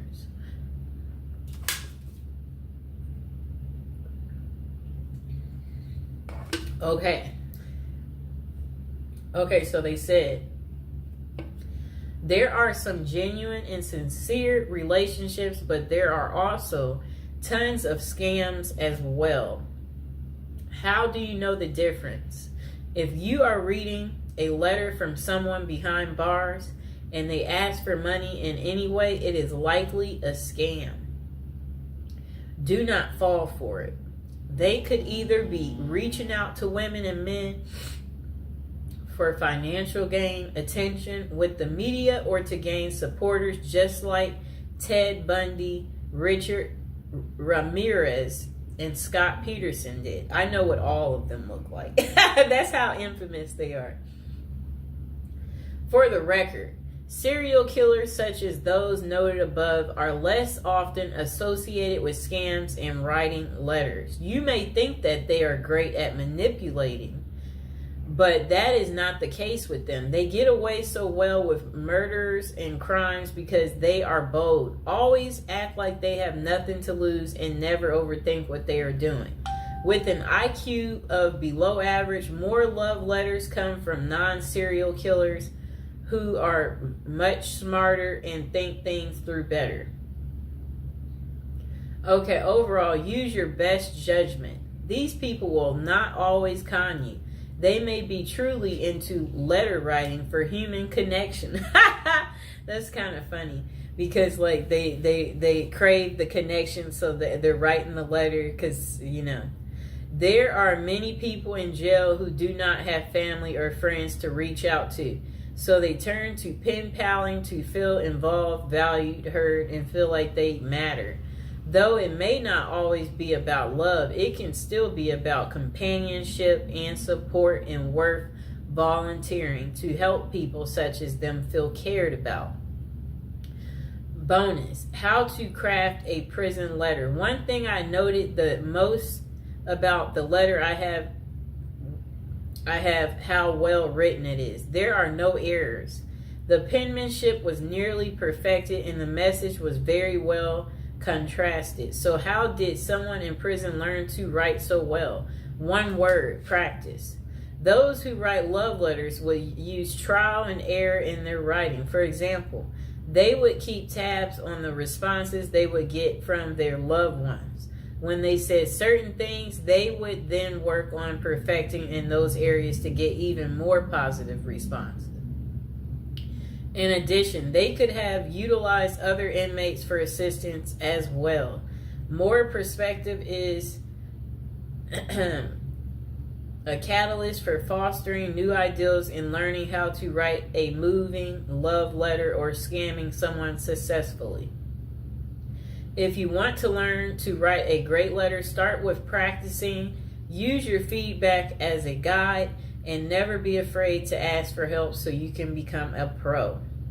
And the final thought, falling in love with criminals and prisoners is hypobristophilia, though having this characteristic is a passive sense is fine. Seek help if you feel like you will act on those passions. There are limited professionals that can assist, but it is worth finding a reputable person before you do anything drastic that could land you in jail yourself. Oh no. Remember, human connection and writing to prisoners is a great way to improve their quality of life. If you are talking to someone who has no one else on their side, keep being a hero to them. But always know the signs and be mindful if they are trying to scam you or not. The last thing you want to do is fall in love with someone behind bars only to find out they were using you for personal gain. At the last word from us, we don't know everything, but we do have an opinion on everything. Oh boy. That was quite interesting, right? Oh boy. That's what I have to say about that. I hope that, now you know why women love men in prison. I hope this has gotten through to you guys, so you get that deep understanding here and you understand that, women can fall in love pretty much with anything, okay? So please like the video, please subscribe, comment below if you're dating a prisoner or if you want to date a prisoner. And if you are enjoying these episodes, let me know. All right, welcome to episode 18, and I hope you guys are enjoying the weekend. It's the start of it. Now, we are back to talking about, our prison subjects, and we are back to the love topic. So, the article we're reading today, it's about love again. And it's titled, Terrible Crimes That Couldn't Stop These Ladies from Loving Men Behind Bars, okay? So some women find love online, while others focus on those who have been in a lineup. So it says, Bloomberg reporter Christy Smith made headlines in December when she revealed she had quit her job and divorced her husband after falling in love. Okay, so I guess she fell in love with the prisoner. Okay, so she insisted that her view was just misunderstood, I guess the prison guy. This came after he had been dubbed the most hated man in America for price gouging a drug for people with HIV. Bizarre though, the story was Smith, I believe that's her last name. Yeah, Christy, I don't know why they won't just call her Christy, has plenty of company. For every incarcerated man, it seems there's a woman interested in being his pen pal or more. Okay? Christy Smith, a former journalist who helped break the story of a white-collar criminal, Martin Shkreli, Wright became romantically involved with him while he served a federal prison sentence for fraud. Okay, I'm about to show her. She looks fairly normal, too. She's, normal looking lady.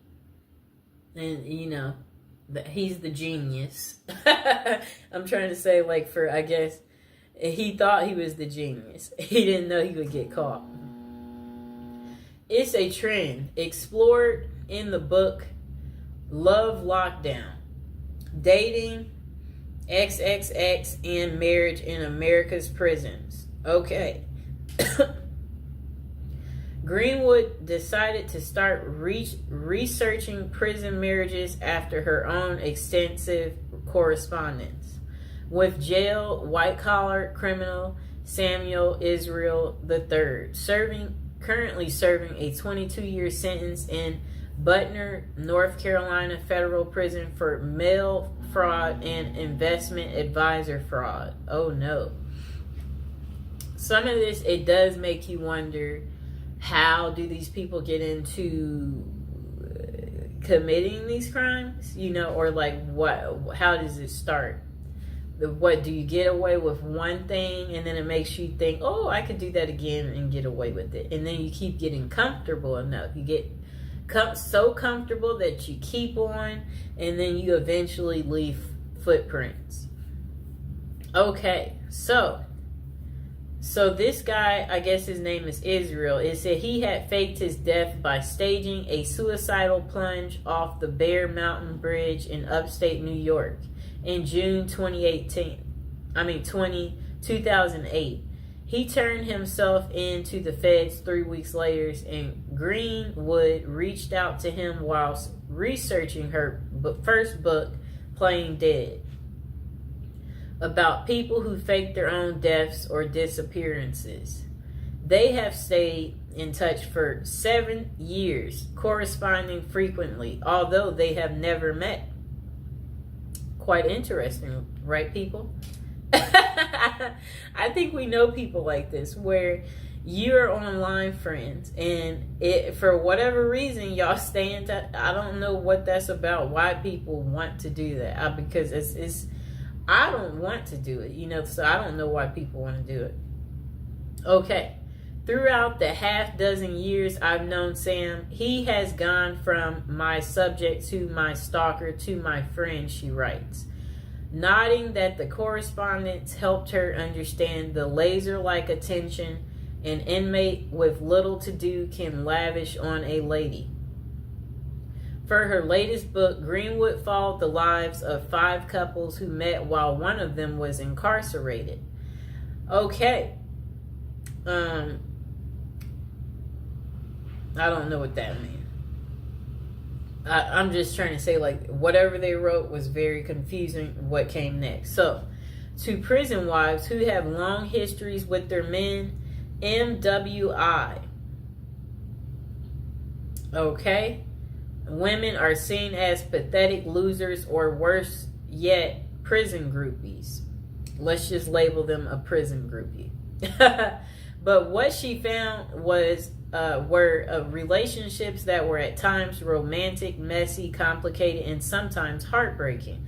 In other words, not too unlike those in the real world.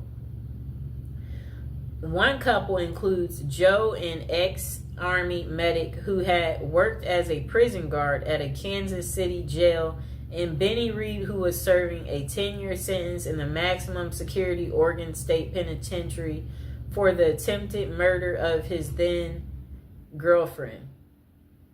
It shows Joe and Benny Reed, who met on a prison pen pal site on their wedding day, and they are kissing. I'm going to show the picture. That's her prison boo. You see that?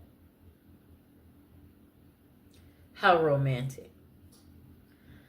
The pair met on a prison pen pal site. Joe knew the stigma of associating with a felon, but it didn't deter her. In recovery herself from an addiction to pain pills, Joe credited Benny with making me the best possible version of myself. I think these women tend to be very nurturing. They have a sense of wanting to be cared for, wanting to be caring for someone else, and men in prison, for obvious reasons, are quite needy.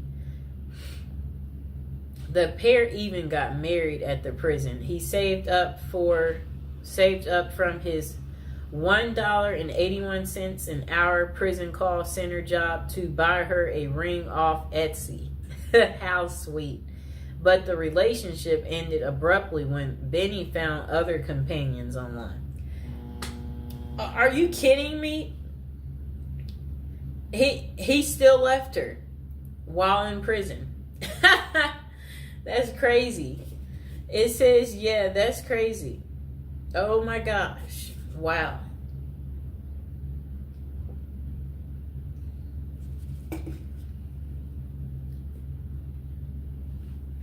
I'll reread that part for you.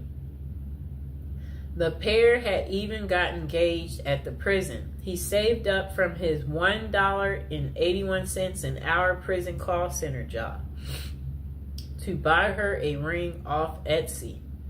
But the relationship, it ended abruptly when Benny found other companions online. Wow. Even in prison, they cheat and they're greedy.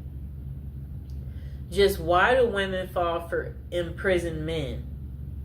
According to Dr. Fred Berlin, director of the Johns Hopkins XXX and Gender Clinic, there tends to be this trait of intense mothering in prison wives, writes Greenwood. I think these women tend to be very nurturing. They have a sense of wanting to be caring for someone else, and men in prison, for obvious reasons, are quite needy. But not every prison wife goes into a pen pal relationship looking for love. Sheila Rule, a longtime foreign correspondent for New York Times, met Joe Robinson while doing volunteer work for a prison ministry.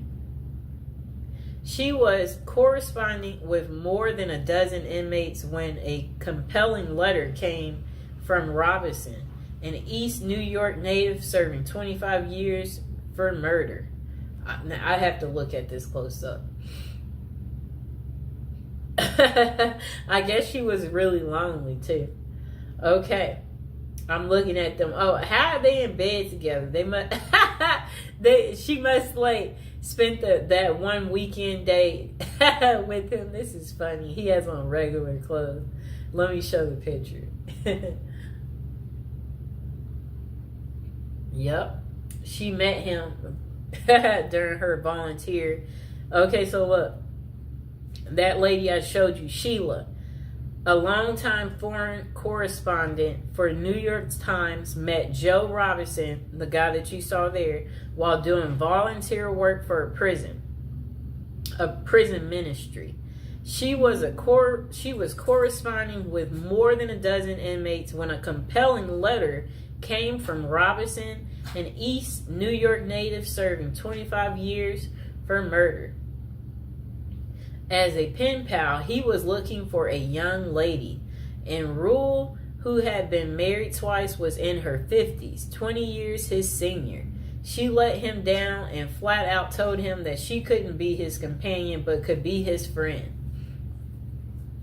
For a year, the two exchanged letters that were deeply vulnerable but very flirtatious. In 2003, he convinced her to visit him in person, where the relationship switched from friendship to romance. And they wed in 2005. That's 2 years later after he convinced her to visit him. They've now been married 15 years, 12 of which Robinson was in prison. She says the marriage is happy and familiar like an old shoe. That's so funny. Like, it's like a shoe. Still, Rue initially told few people about the relationship. When she decided to tell a friend she thought was progressive, the friend asked how she could be with someone charged with murder. I'm not marrying Joe's past, she told the friend. I'm marrying the person he's become. Do you like her excuse? So that's the end of Terrible Crimes. How it couldn't stop these ladies from marrying men behind bars. I hope you guys liked the video. Don't forget to like and subscribe. Let me know, are you enjoying the prison series? Is it very lovey-dovey? Is it giving you the romance that you seek in your life? And if you are enjoying it, let me know in the comments below. All right. Okay, welcome to episode 28 of our prison series. What are the best things about prison? So this person said on Valentine's Day in 2022, they was diagnosed, I guess, with breast cancer and not expected to live 5 years. And then they said they had medical blah, blah, blah, blah. I'm skimming through it. Okay, so at 2 a.m. in the morning, she was like, she shackled and handcuffed 2 other women and led to the bus that takes 50 of them to the courthouse. At the courthouse, we're put in a huge, dirty concrete room with one open toilet. The girls called it a dungeon. The cuffs come off, but the shackles stay on.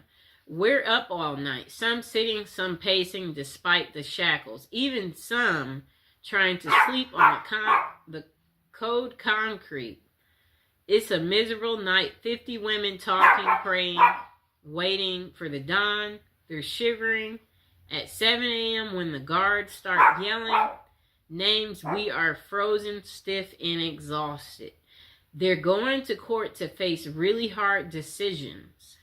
And they're worn out before they start. And she's like, she's worn out too, but she's not going to court.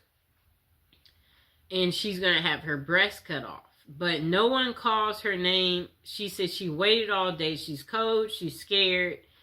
And one-sided conversations with God. Okay, so where is she going with this? Okay, so a long time later, she's like, she wakes up in the jail. Her first thought is, oh God, you aren't done with me yet. 5 days of hospital vacation, a real bed, pillows, and 3 meals a day. She liked that part. Imagine how grim life is when you think hospital food is fabulous. Finally, it's back to jail, she said. The girls are waiting. For 5 days, no one has touched me but the surgeons with their knives and the nurses with their needles. At the jail, the girls break the rules and hug me because I've lost 28 lymph nodes. The surgeon has ordered a pillow because I'm at high risk of lymphedema and I need a pillow to protect my arm. Order denied. No pillows allowed in jail. We all feel helpless and they leave me alone. A few hours later, they come back with their own order. Close your eyes, Sue Ellen, and hold out your hand. When I do, I feel something soft. She must have got a pillow. I look to find the most beautiful pillow I've ever seen. The women contributed their precious supplies of Kotex. Okay? Okay.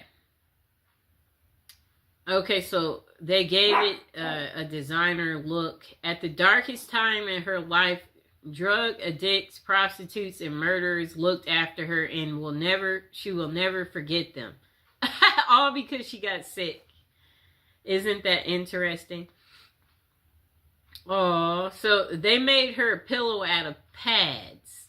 Look at the prisoners looking out for people. The most beautiful pillow I've ever had, completely against the rules. I hid it under my mock every day for 2 months. Somehow it survived. That was 14 years ago.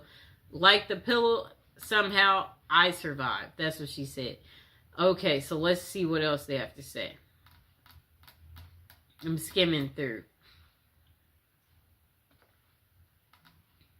Okay, so another person said the best things is the mental health services. Prisons may provide access to mental health support, including therapy, counseling, which can be crucial for those dealing with issues like addiction and trauma.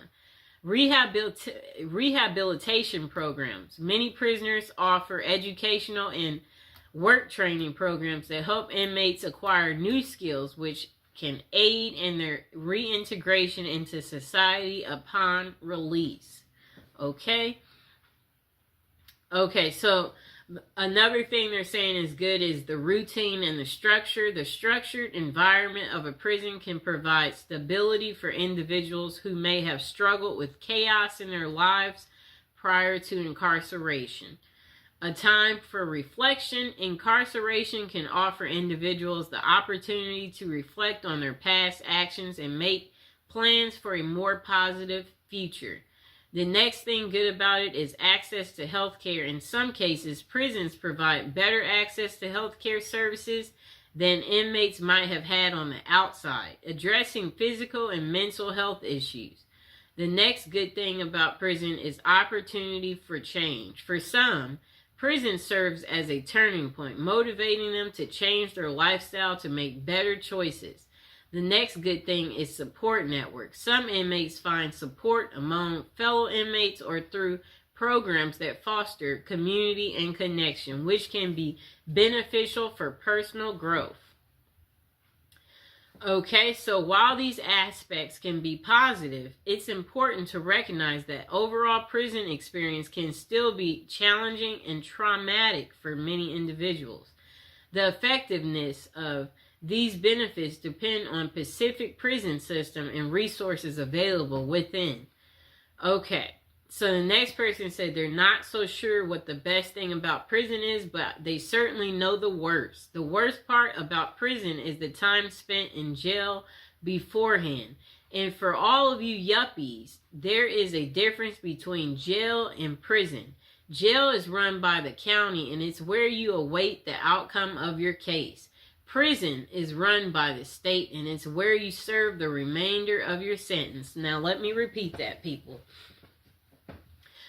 For all of you yuppies, there is a difference between jail and prison. Jail is run by the county, and that's where you await the outcome of your case. Prison is run by the state, and it's where you serve the remainder of your sentence. Jail is where your buddy Dave spent that month after failing to pay alimony, where your cop friend Paul had to wait for 60 days after beating his wife. You remember Paul, don't you? He's the one who used his connections to get that expensive lawyer and got off because the detectives failed to photograph her bruises. I found myself in jail on an aggravated DUI and intention to distribute charge stemming from being caught with over an ounce of DEA Schedule 1 narcotics. And for all of you doodly do rights, there are 5 classes of scheduled drugs. One is the worst, and I'm not talking about marijuana. For some reason is still on Schedule 1 list despite being legalized for recreational use in many states. I'm talking about the first one on the list, a big boy drug. It's best enjoyed intravenously. Whatever that means. So anyways, I was picking up a 2-week personal supply of products because I just cashed a few checks I got for Christmas, and I thought I could make 2 weeks worth of drugs last 2 weeks. One of the very few mistakes I've made in life. Well, anyways, of course, I had to sample the product before returning home. And then he said he had to make sure the quality was good and sure he got a little bit more than his significant other was waiting, sweating. And then let's see what else he said. Quality was up to par. Thank you, homie. Hook up in the Mexican mafia. So I started to drive back. His vision began to fade as a bright light overtook his vision. However, it was not a meteor or comet, but rather the onset of oxygen deprivation. Okay? Time escapes him for the next few hours or seconds. A millennium passes each time I close his eyes. He says he sees a loved ones, the future, and memories. Okay, so let's get to the point, person. Okay. I don't really get what he's saying there, so let's see what else we find. Okay, so I guess he gets woken up by the cops asking him where are the drugs. And the cops said they know he has drugs in the car. And he responded, huh? Before he nodded off again. Okay. Let's see what else they say. I really don't understand his story the way he wrote this. We might just let's completely skip him, because that's just too much. He wrote so much. Jesus Christ. Okay, we're skimming through. He wrote so much. I don't see why. Okay, so this guy said years ago, he was arrested in Texas for distributing free copies of a novel, which had written in front of a movie theater without permission from the management. He mistakenly thought that Texas, like California, regarded public shopping as places where free speech prevailed. He was held for 40 days because he lives in Australia, and they seriously thought he would flee to Australia if they let him out. Anyways, his best experience was just observing the ingenuity of some of the other inmates. For 1 hour a day, we would be allowed into a cement area where we could see just a sliver of sky through a gap between the roof and the 20-foot walls. This recreational area has 2 basketball hoops, but there were no basketballs. So people would smuggle a couple of towels into the area, then tie them in a big knot and use them as a basketball. We couldn't bounce it, of course, but there were special rules, a little like netball in Australia. The towels were also handy in another way. Each day they were replaced, but we could always get away with taking a few threads out of each towel and save them up to create a little knitted cross. The white threads could be tinted from Kool-Aid, purchased from the commissary, and some of them knew how to make a kind 3-dimensional cross. I never learned how. Okay, so let's see. Get to the point.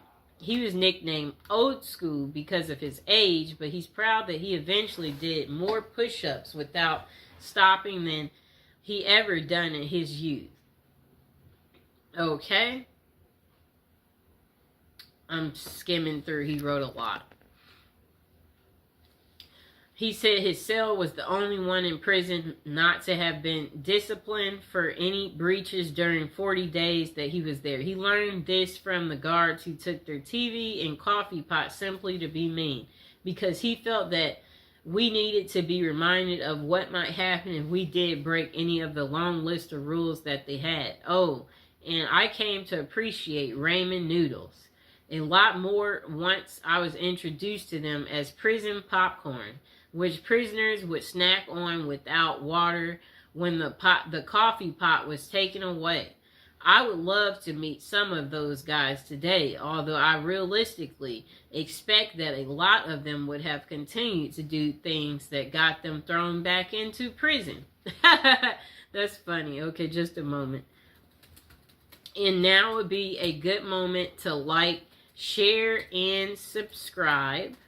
And comment below if you've tried prison popcorn.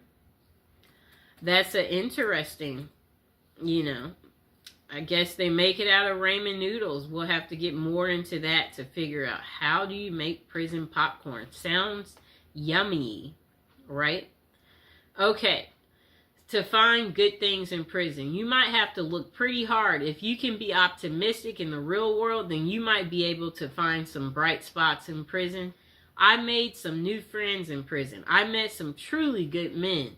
These are men that you would be proud to have as a neighbor and would feel secure at night, knowing they were right next door. I also met some of the most despicable excuses for humanity ever seen. But we're focused on the good today. I taught GED class for a while. It was pretty intimidating to get in front of a bunch of angry inmates and lecture about blah, blah, blah. Eventually, I got to be comfortable talking to this hostile crowd and lost my fear of public speaking. Last year, I applied for a job. The first interview was a interview that he normally would have been terrified, but thanks to his GED teaching experience, he aced it. Okay, let's see what else he has to say. I guess people get more creative in learning how to do things in prison, he said. Okay, let's see what else. Oh, he said he hopes you like to read because that's all you'll get to do. Plenty of it. After all, he said he found out he had become a more flexible person. Heck, he's eaten out of a trash can. And it must have been some, maybe, burger. Imagine if a cop throws a burger in the trash can and you've been eating crap every day and you see a little bit of a cheeseburger left over. You're like, that looks like it might be good. You might eat out of the trash for the first time. Interesting. Okay, let's see. Is there something else good? Okay, so this person said this is what they like about prison. They have a roof over their head. You'll never be lonely ever again or want for company. Great if you like reading, as there's always a prison library. Okay? Free board, no rent, no mortgage. Heck, you can have a room for life if you want it. Although room is at the premium at the moment. Well, it has been for quite a while, and always they'll have a bed for you. Okay, so I like what he said. This is what he likes about prison: a roof over your head. They have a prison library for people who like reading. You'll never be lonely ever again. You'll always have company. Free board, no rent, no mortgage. They always have a bed for you. And 3 meals a day. I mean, I guess he's saying you can't beat that. They may not be great. It varies from prison to prison, but it's one of those things that cons say in England to their other fellow cons when discussing the merits of certain establishments that are dotted around the country. It'll be like, what, blah, blah, blah, blah. You're never going to starve, and if you ain't feeling the food that day, cool, make tuna. And I've made some of the best curry I've had in prison. No bills, self-explanatory. Also, no stress of bills. You can lie in till you want. If blah, blah, blah.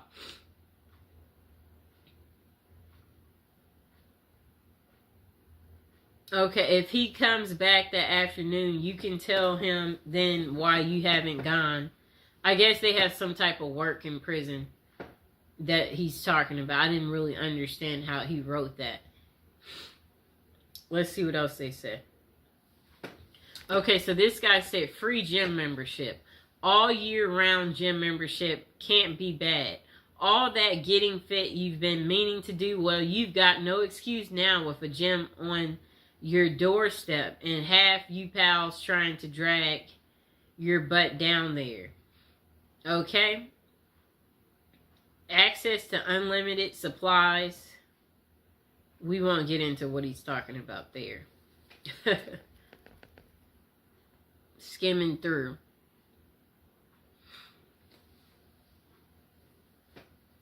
You can finally give up smoking after all those years. Plus, if you're a non-smoker already, I bet you won't be glad to be away from people that do that.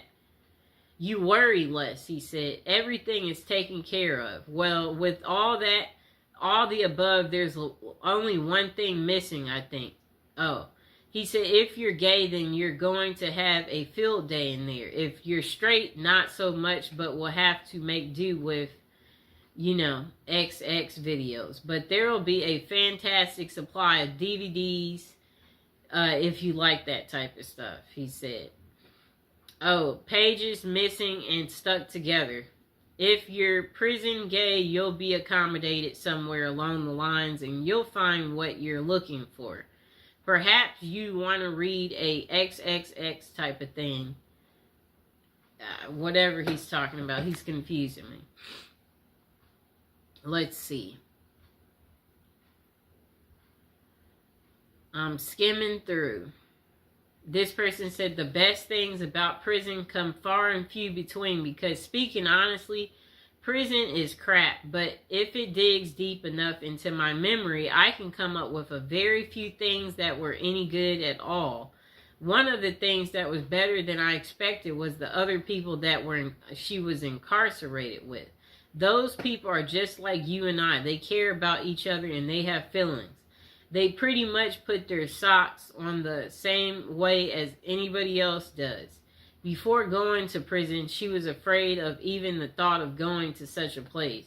She wondered, how was I going to deal with a bunch of bad people, just knowing that I wasn't a bad person myself, but it wasn't like that at all. They're only bad people if you have it coming. If you don't get caught up in the chaos, everything goes smooth. It's like people tend to think it will be. Another good thing about it is the fact that if you want, you can get an education. If you don't have your diploma or GED, you have to go to school. While you may not like it, it's in your best interest. You really can't make it in the real world with or without the other, and it's free. If you have your diploma or GED, you can learn a trade or get certified in a profession that you can use once you are released. So therefore, you aren't wasting your time sitting in prison. You are bettering yourself.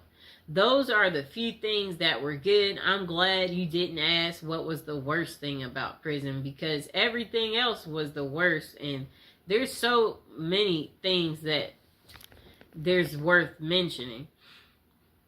Okay, so this person said, let me start by saying I have never done time up the road, but I have done my time in county. This person said, I have been in jail in 8 counties each time with another handful of felonies. At least one violation of probation. And then this person said, let's see. They hate the thought of metal beds, the color of orange, bologna, and ramen. They said, they hate that you have no control over who you sleep next to, what you eat, what goes on in the outside world, and you even lose the ability to use the restroom at your own will. Even though there are so many things that this person said they don't like about jail, they can truly say they're grateful for it. Being locked up forced them to be sober. It forced them to realize what havoc they had caused, and it helped them to realize just how close they was to being 6 feet under. They have fallen again and again each time they've stepped up out of those doors, but that is because they didn't want their life bad enough at that moment. They said they don't think there is an award-winning event in prison that they could label the best thing, but for them, the best thing was having time for themselves, having time to reflect on what got them in the orange outfit, having the ability to do nothing but read all day. I guess he makes it sound like roses. You just kick back, relax, pop out your book, talk about your book. Okay, so this person said there are many kinds of people in the world, and prison is perceived by different people differently. This person said they had good times inside. A lot of us did, but some guys hated it. The difference is whether you're ready to square up and be a soldier or whether you're going to sit there like a mama's boy crying on the floor. I don't know who, so I can only speak from my own point of view. A view shared by thousands and thousands of proper convicts throughout the USA. Also, there are prisons in other countries, which I know nothing. I can only read as American facilities. So this person said, education. You're going to learn something whether you're in an official program or not. There's a lot of stuff to learn about humanity and social behavior. It's a crash course in human sociology. Next person said, the same person said, also formal programming is available, although it is a hit or miss in some states. Don't put a big emphasis on this. Other states just can't afford to. From, basic truck driving, he said. Physical fitness programs, landscaping, maintenance, tree maintenance. Some type of other thing that I don't understand. Okay, so the next thing is he said relaxation. Some guys are anxious and full of fear. For them, it's hard to relax in prison. For the rest of us, the experience is like an extended vacation right in the middle of your life. For most guys, it's the first vacation they've ever been on. The first period during which they didn't have to hustle every day to make $1 and stay ahead in a game. A huge weight is lifted off when you realize there's nothing you can do to affect circumstances on the outside, and you only have to focus on your basic needs day to day. It is true freedom. Next person said, work experience. Unless you're just an absolute sad sack, you're going to do some kind of work in prison. In the federal system, this is very organized. Every man is assigned a work function, no matter how simple. In county jails, you can be a trustee. In Texas State Prison, there is agriculture work. Either way, you're going to come out knowing how to do something you didn't know when you went in. Next thing that he said was good is opportunity. The point is for criminals only, not people who just did something stupid and got caught for it. If you use your time efficiently in prison, you can make a lot of contacts. These can be useful later when you get out. You can meet people in there who can make your life a lot easier once you're released. That is, if you expect to go back into the business you were in before you got there, this happened in his case. So then he said health. Facts are facts. And most guys go into prison addicted to drugs, and this is sad but true. In prison, it's hard to get drugs. You have to be really connected. You have to have a lot of money. Most likely, you're not going to get a lot of drugs when you're in prison. Therefore, you're going to be off the drugs possibly for the first time in your life. The positive effects on a person's health from this period of sobriety cannot be underestimated. Also, given the state of health care in the United States, this is the first exposure most inmates have to formal medicine at all. That's really pathetic, but at least in prison, you will see a doctor regularly, a dentist, an ophthalmologist, etc. Next thing is society. Chances are you need to reorganize your external society. This may involve getting rid of your girlfriend or ex-wife, getting rid of your friends, and getting out of the business you were in, and also may involve switching cities. Going to prison is going to upset all of your variables in this line. Therefore, your society will be reorganized for you by the experiences of going in. After you get out, you will be on parole or probation, and those guys will keep an eye on you so that you can at least start off trying to do the right thing. Here is a quote from the details concerning this question. I know that being in a prison is the worst experience one can have. This is absolutely not true. The worst experience you can have is watching your 8-year-old child die from leukemia and knowing there's nothing you can do about it. So try to keep things in perspective. The next person said, there honestly are no best things about prison, only less best things. Visits are nice to get, but it's expensive for family. It's often quite a trip, and it's only a few hours. It's bad, but it's better than not getting visits. To me, currently living in the aftermath of a 10-year sentence, they said they can attest to this fact. Prisons need to pay their inmate workers much better. Not because they deserve a bunch of money, though. It would reduce many forms of crime in prison, increase some others, like, let me see, like drug use, I'd guess, but that happens regardless. I don't know what he's talking about there. However, the biggest problem is this: we are not prepared. These people, they don't prepare these people for release in a couple of ways. So it says if they were able to get paid more and maybe even require a certain amount to be set aside in savings for release only, then it would be easier for inmates to get out and not immediately look to commit more crimes. They can pay for rent and food a while until they can find work, hopefully. Know what happens now? They get $200 gate money, a number that has not been fixed since the 1973. I wager today 200 is more like 26 back in 73. That 200 from 1973, about, I don't know what he means here. I guess he's just saying money is not worth the same as it used to be. He said if inmates were forced to engage in an economic system in prison where they have to budget and be frugal, they will be better able to get out even after long terms like mine and be economically wise, better able to care for themselves and their family without breaking the law. European prisons, some have this same ideal, but they put it into practice. There are countries whose prisons are set up like apartment complexes where inmates work their way to being able to work outside and make real money, buy things for themselves, save money for release, and practice pitching in being a real part of the gross national product, participate in the economy. So that's the worst. That prison does nothing to prepare people for their eventual release. That's all he had to say instead of all those details. He said it's depressing, trust me. It's really hard to find good work with a record. Okay, so he's saying when you get out. But now would be a good time to like the video, to subscribe. If you've been to prison, let us know in the comments below. Comment below. Let us know what you like about prison or what you didn't like. Or if you're going to be going to prison soon, go ahead, share your life experience. This person said, being in prison or jail is not a picnic. You're literally stripped of any creature comforts and given the most basic of needs. You no longer have privacy or rights. You're a criminal and you're treated as such.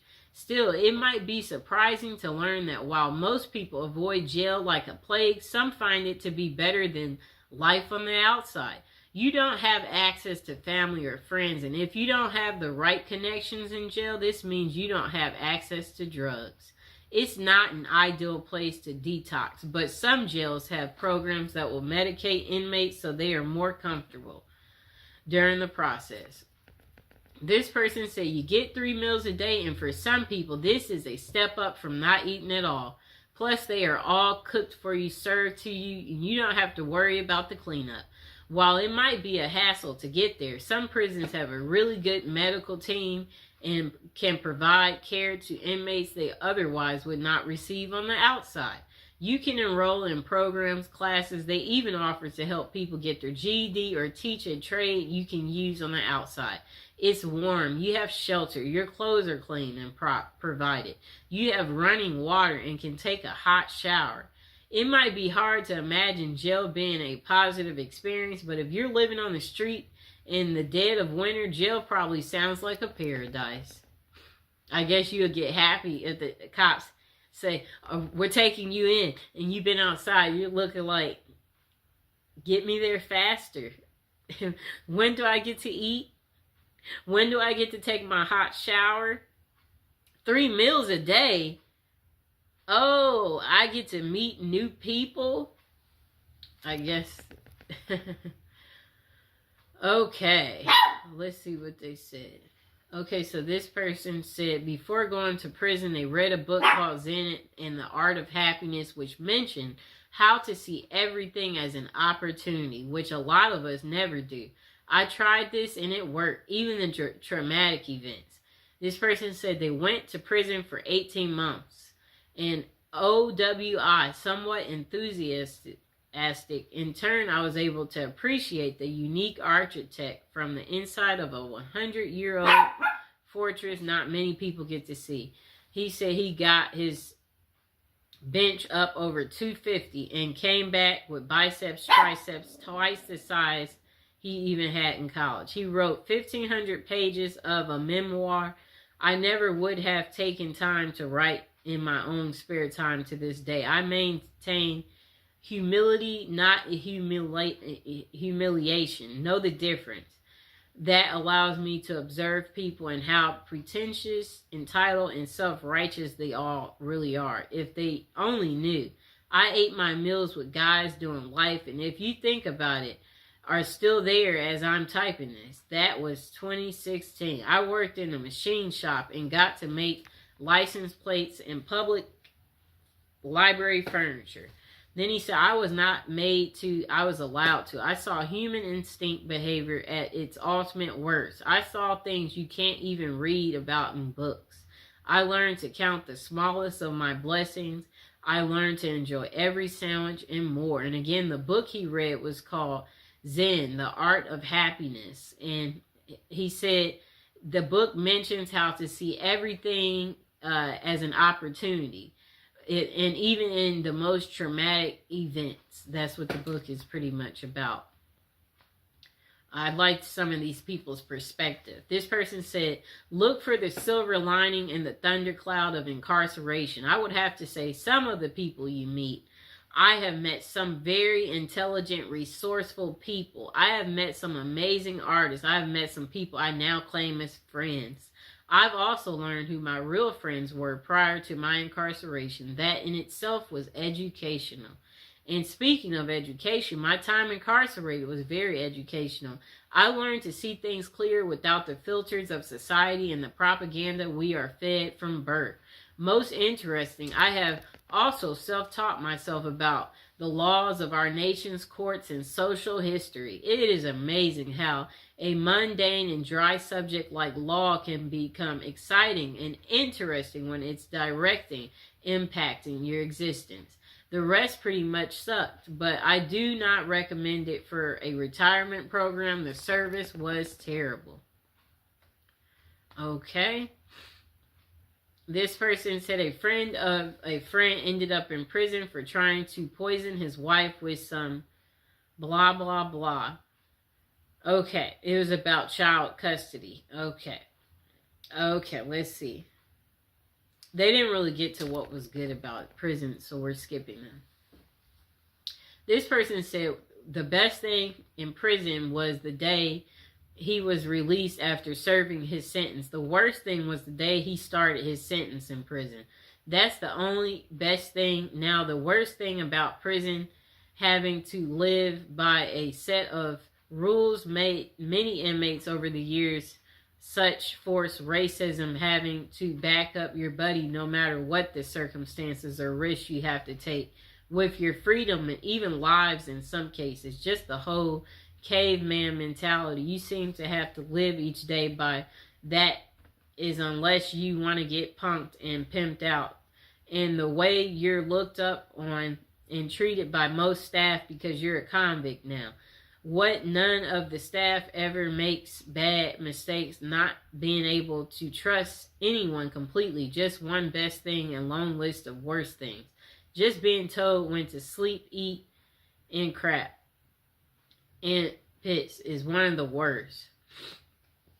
So again, this person said the best thing about prison was the day they were released, and the worst thing was the day that they served their first day. Their first sentence. Okay.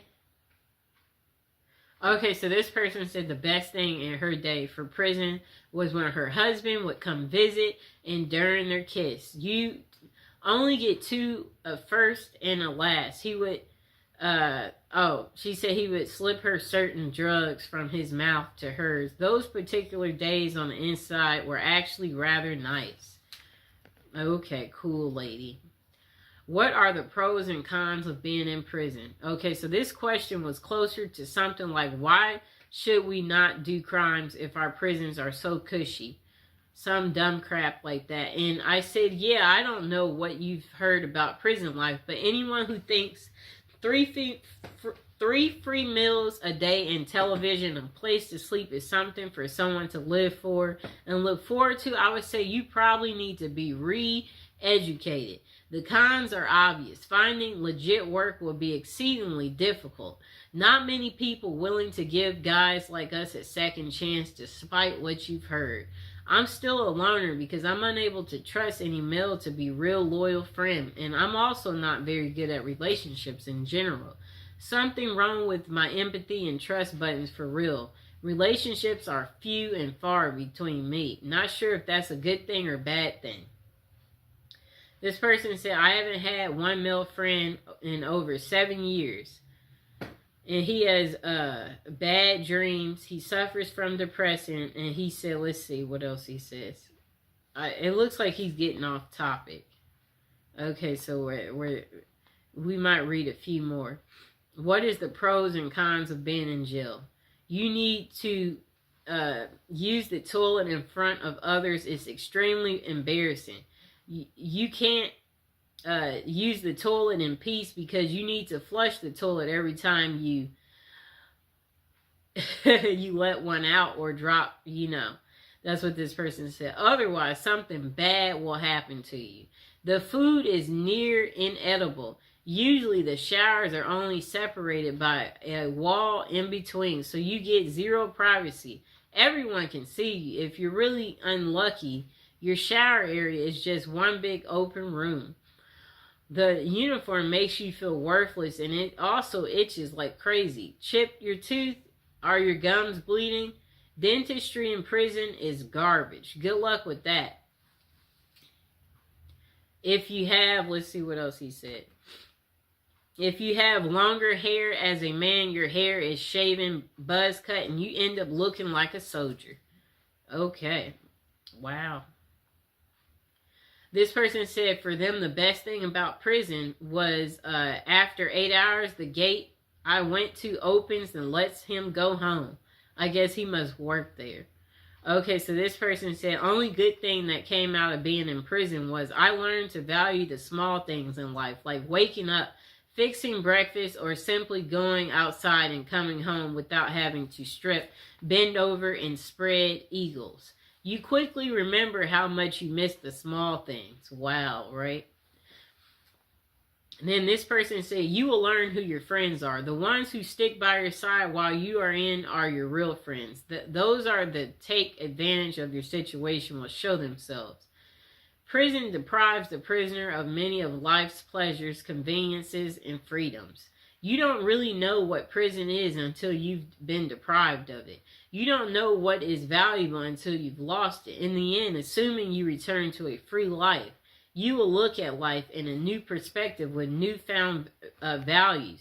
You probably never appreciated being able to turn off your own light before you went in. When you get out, you may see things as I do. I think about my good fortune now almost every time I throw the switch. Everybody should do some time. It should be a requirement. Wait, he had the funniest one. Him talking about being able to turn your light switch on and off. That was really funny. This person said not much of positives, except maybe being thankful for all the things you took for granted on the outside when you get out. This person said, what are the pros and cons of being in prison? I have to respectfully disagree with the answers that they say there aren't any pros to being in prison. I got good stuff out of my time in the joint. Don't get me wrong. It was miserable, and given the choice, so this person said, I left prison a very different person than I entered. And yes, some of those changes were, well, not good. But others absolutely were. I walked in soft and round and walked out hard and sharp. He must have worked out, both in body and mind. I read all the books I always wanted to. I went through phases of French and Russian literature, English, 19th century Americans up into the Southern Gothic era of O'Connell and Faulkner, poetry from Shakespeare to Pumpkin to Dylan Thomas, for God's sake, which would never have happened had I not had several hours a day to get rid of. I was doing 1,000 push-ups a day. I learned how to read people and body language and sense tension and danger in the air. I learned how to fight and how to defend myself. I learned how to cut metal. I learned the heck out of patience. But of all these things, the biggest pro I got out of prison was surprisingly perspective. If you can not only survive but thrive after you have lost hope living in the void, that prison becomes your years and years spent there. It makes the rest of life kind of like a snap. Keep in mind that not everyone comes out of this. In fact, most do not parole with anything even close to what I'm saying. That's just how it worked for me. As with everything in life, the facts are what they are. But it is up to the individual as to how he deals with it. My situation was bad, and sure, I got depressed a lot, but at the same time, I'd be living with a guy who was my age but had been doing a life sentence since he was 16 just for being in the wrong place at the wrong time. So if having any pity ever crosses my mind, I didn't have to look far to see someone else who was way worse off than I. And I try to carry that sense with me now. Whatever mess I find myself in, I try and just step back for a moment and realize this is not a big deal. Nobody is trying to harm me. Nobody is beating me senseless and dragging me to the hole. Life is good. Life is short. Don't sweat the small stuff. It's a lesson that I don't think I would have ever learned had I not gone through the ringer. And of course, the price tag was hefty. I missed 8 funerals while I was inside. One of them, my older brother's. 8 funerals? That's a lot. I still wake up screaming some nights, bathed in sweats from nightmares that I can't remember. I can get extreme anxiety around crowds of loud people, and the list of cons is long, and I feel that many of the others covered them pretty well, so I won't add to that. I just want to honestly assess and answer the question because it's hard for me to admit that this place, which I hate from the deepest depths of my soul, could have given me anything but pain and hatred. 2 things I gave in spade that I carry with me still. The bottom line is this. I would not have willingly gone through it. But the truth is the strongest steel must be first forged in the crucible. Okay, so this person said, you get healthy. The food is crappy and generally unappetizing, but mandated by the law to be nutritionally complete. And there being little junk food outside of the commissary. An inmate eats healthier than the average American. If you have a pot belly going in, you are apt to lose it before leaving. You don't see many fat inmates. I have heard it said that the diet adds several years to your natural lifespan, but the stress may well take that from you. Like you want to live a long life in prison. So they're saying that the food there is nutritional, so nutritional that you live healthier than the average American. That's crazy. But there are also a great number of older inmates there who have been there for decades who look very healthy at their age. But that might be because most sickly ones are moved to other facilities with more medical services. And older inmates make better model inmates, so they rather not have to replace you. Okay. And the food is crappy. Most inmates have to be there a while to get themselves to eat it. It looks good on the plate. Several entrees usually, but all taste pretty much the same, for they use no seasoning. And most is processed food from cans and grates, often over and undercooked, served on assembly lines by inmates who are pushed to get it on the trays as fast as possible. So often sloshed over the edge of another entree, spinach juice and everything. They do have a balance of vegetables, but only if you eat everything on the tray. After some time, most inmates do for it to become the expected, usual, and accepted as food. After some time, most inmates do for it to become the expected, usual, and accepted as food. Never heard anyone get excited over the meal, though. Basically, supervisors for the food being served. This person said that he was a lineman for a couple of kitchens, basically supervisor for food being served. So I saw it cooked and where it came from and how the trays looked going out the window. This person said prison is bad in that the humans are not meant to put their life on hold for years, as they have no XXX, no career, no family life. It results in very bad things and is not conducive to gaining any useful skills or fitting in. They have programs, but these are to satisfy the letter of the law. Usually the employees do it badly or not at all. The thing they care about is billing. Billing the taxpayer. The good side is you make good friends. And life is much simpler. It is like being a 12-year-old. Do what you are told and nothing more. Those are it. The good is that it breaks time to reconsider. The bad is it is the ultimate waster of life. Okay. Next person say your basic needs. Food, clothing, shelter, medicine are supplied. You don't have any bills to pay. You may have time to read or develop an artistic talent. You may get your education paid for. If you need partners, well, you have plenty of those. Mind you, it's a big price to pay. A big price to pay. This person said, if you want to approach it from let's make lemonade out of lemons approach, there can be some good things. I know that I got mental health treatment I needed. I got a chance to reassess what was important in life. I got to restore my relationship with God, and I got to learn how to deal with adversity. Prison can be a terrible place. I was extremely blessed in being locked up in a decent, medium security facility, and he said he had a great cellmate. This person, what was their favorite prison experience? Let's see. I don't see what the way they wrote. They didn't make it so easy.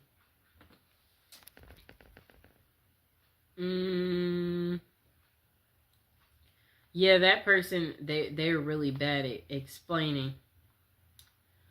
Okay, this person too. Okay, so the pros. This person said free food, you can shower, you have a bathroom 1 feet away from your bed, tons of people to talk to, your drug addiction, it will clean you up, you will learn lots of new stuff, free place to live if you're homeless, you are safer in jail than living on the street. Free health care, they got great doctors. I had a skin condition, and when I went to 4 doctors, they couldn't heal it. I went to jail. The doctor was able to tell me what's wrong. He gave me medicine. I was healed within 7 days. Con, lack of freedom. The food sucks. If you have a decent light on the street, you're going to hate jail. Okay? It's a crappy life. Jail can be a good thing for you, or maybe it'll be a wake-up call for you. This person said it depends on what prison you're in. If you are in a USP, which is a federal high security, you will be at times stressed out due to the politics, but you can work on your mental state and physical. The only 2 things I did was the respect is a huge factor, and I love that also the rec became at the yard. If we wasn't locked down, I went in and at 190 pounds, and in 3 years I was 210, solid muscle without all these vitamins and other crap that's in the free world. But the respect is something huge at the mediums. There's still respect, but people clown and get their butts crushed. You have time to work on yourself. At the end of the day, whoever does it, it's because they don't want to. Okay, and I believe we are at the end of our video, so now is a good time to like, subscribe, share the video, comment below. Did you like this long prison episode video that I made just for you about the good things about prison? to, let you know to be grateful for your current life. If you're not happy, find something to get happy about. Because in prison, the highlights is working out, reading, finding religion, establishing your mental space, minding your own business. Don't gamble. Don't mess with other officers. Be courteous. Be helpful. Don't write a check your body can't cash. Oh, whatever that means. Okay, yeah, so basically, the point of this video is to let you know that you are living a really good life on the outside and to never take it for granted. And that prison isn't for everyone. But for some of you out there, you said you were thinking of prison as a retirement plan. So that's why I'm doing the prison series, to educate you all on, do you want to stick as prison as a retirement? Do you want to change your mind and maybe figure out another way to create income for yourself? And if you've changed your mind, go ahead and comment below. But like I said, that's the end of the video. I hope you enjoyed it. I'll talk to you next time. Okay, welcome to episode 29 of our prison series. And today we're going to talk about prison popcorn. It's called Jailhouse Popcorn from Prison Raymond. Okay, come here, Mr. Fox. Jailhouse Popcorn from Prison Raymond adds intrigue to movie night by replacing traditional treats with surprisingly delicious movie snack made of Raymond. But the truly amazing part is the story behind the recipe and the terrifying off-screen drama that occurred during one particular prison movie night. The following story and recipe are excerpt from Prison Raymond. Movie night in prison was usually a big deal. We didn't get to watch any new or R-rated movies, but they did bring a big old projector and showed movies on a huge screen in the chow hall. It kind of made it feel like you were actually at the movies. One movie night involved some famous people, but not actors. A vicious hit was carried out by members of the LA gang, the Crips. There was a guy in the prison who was a member of the rival group, the Notorious Bloods. You could tell this was a planned hit by the precise mechanics and the execution. And now would be a good time to like the video, subscribe, and share my video. Don't forget to check out all the other prison series episodes. Episodes 1 through 20, and go ahead and check out our newest and our latest episodes too. Now let's get back to it. The projector was set up and the guys were in a pretty good mood, but just as the lights went out, the movie began. The soundtrack kicked in and got loud. That was the cue. Right next to me, there was a sudden movement, and I saw the guy I knew to be a Crip. But his hand over his blood's mouth was as he simultaneously sliced his neck with one smooth, quick motion. Before the lights came on, the assassin was out of the chow hall, nowhere to be seen. That night, nothing that happened on the screen matched the drama around us. Jailhouse popcorn. Here's the ingredients. 1 pack of chili flavor Raymond. Note, chili flavor Raymond is best for this recipe. Other flavors just don't do it. So Jailhouse popcorn ingredients. 1 pack of chili Raymond flavor. Note, chili Raymond flavor is the best for this recipe. Other flavors, they just don't do it. Okay, so the instructions. Crush the Raymond in the wrapper. So if you got Raymond noodles, you just bang it up, crush it up. Open the wrapper, one end only, and take out the seasoning packet. Take that out. Sprinkle the seasoning into the crushed Raymond. Close the bag and shake it until the seasoning is distributed. Okay, so this is what you do. The instructions to make Jailhouse popcorn. Instructions. Crush the Raymond in the wrapper. Then open the wrapper on one end only and take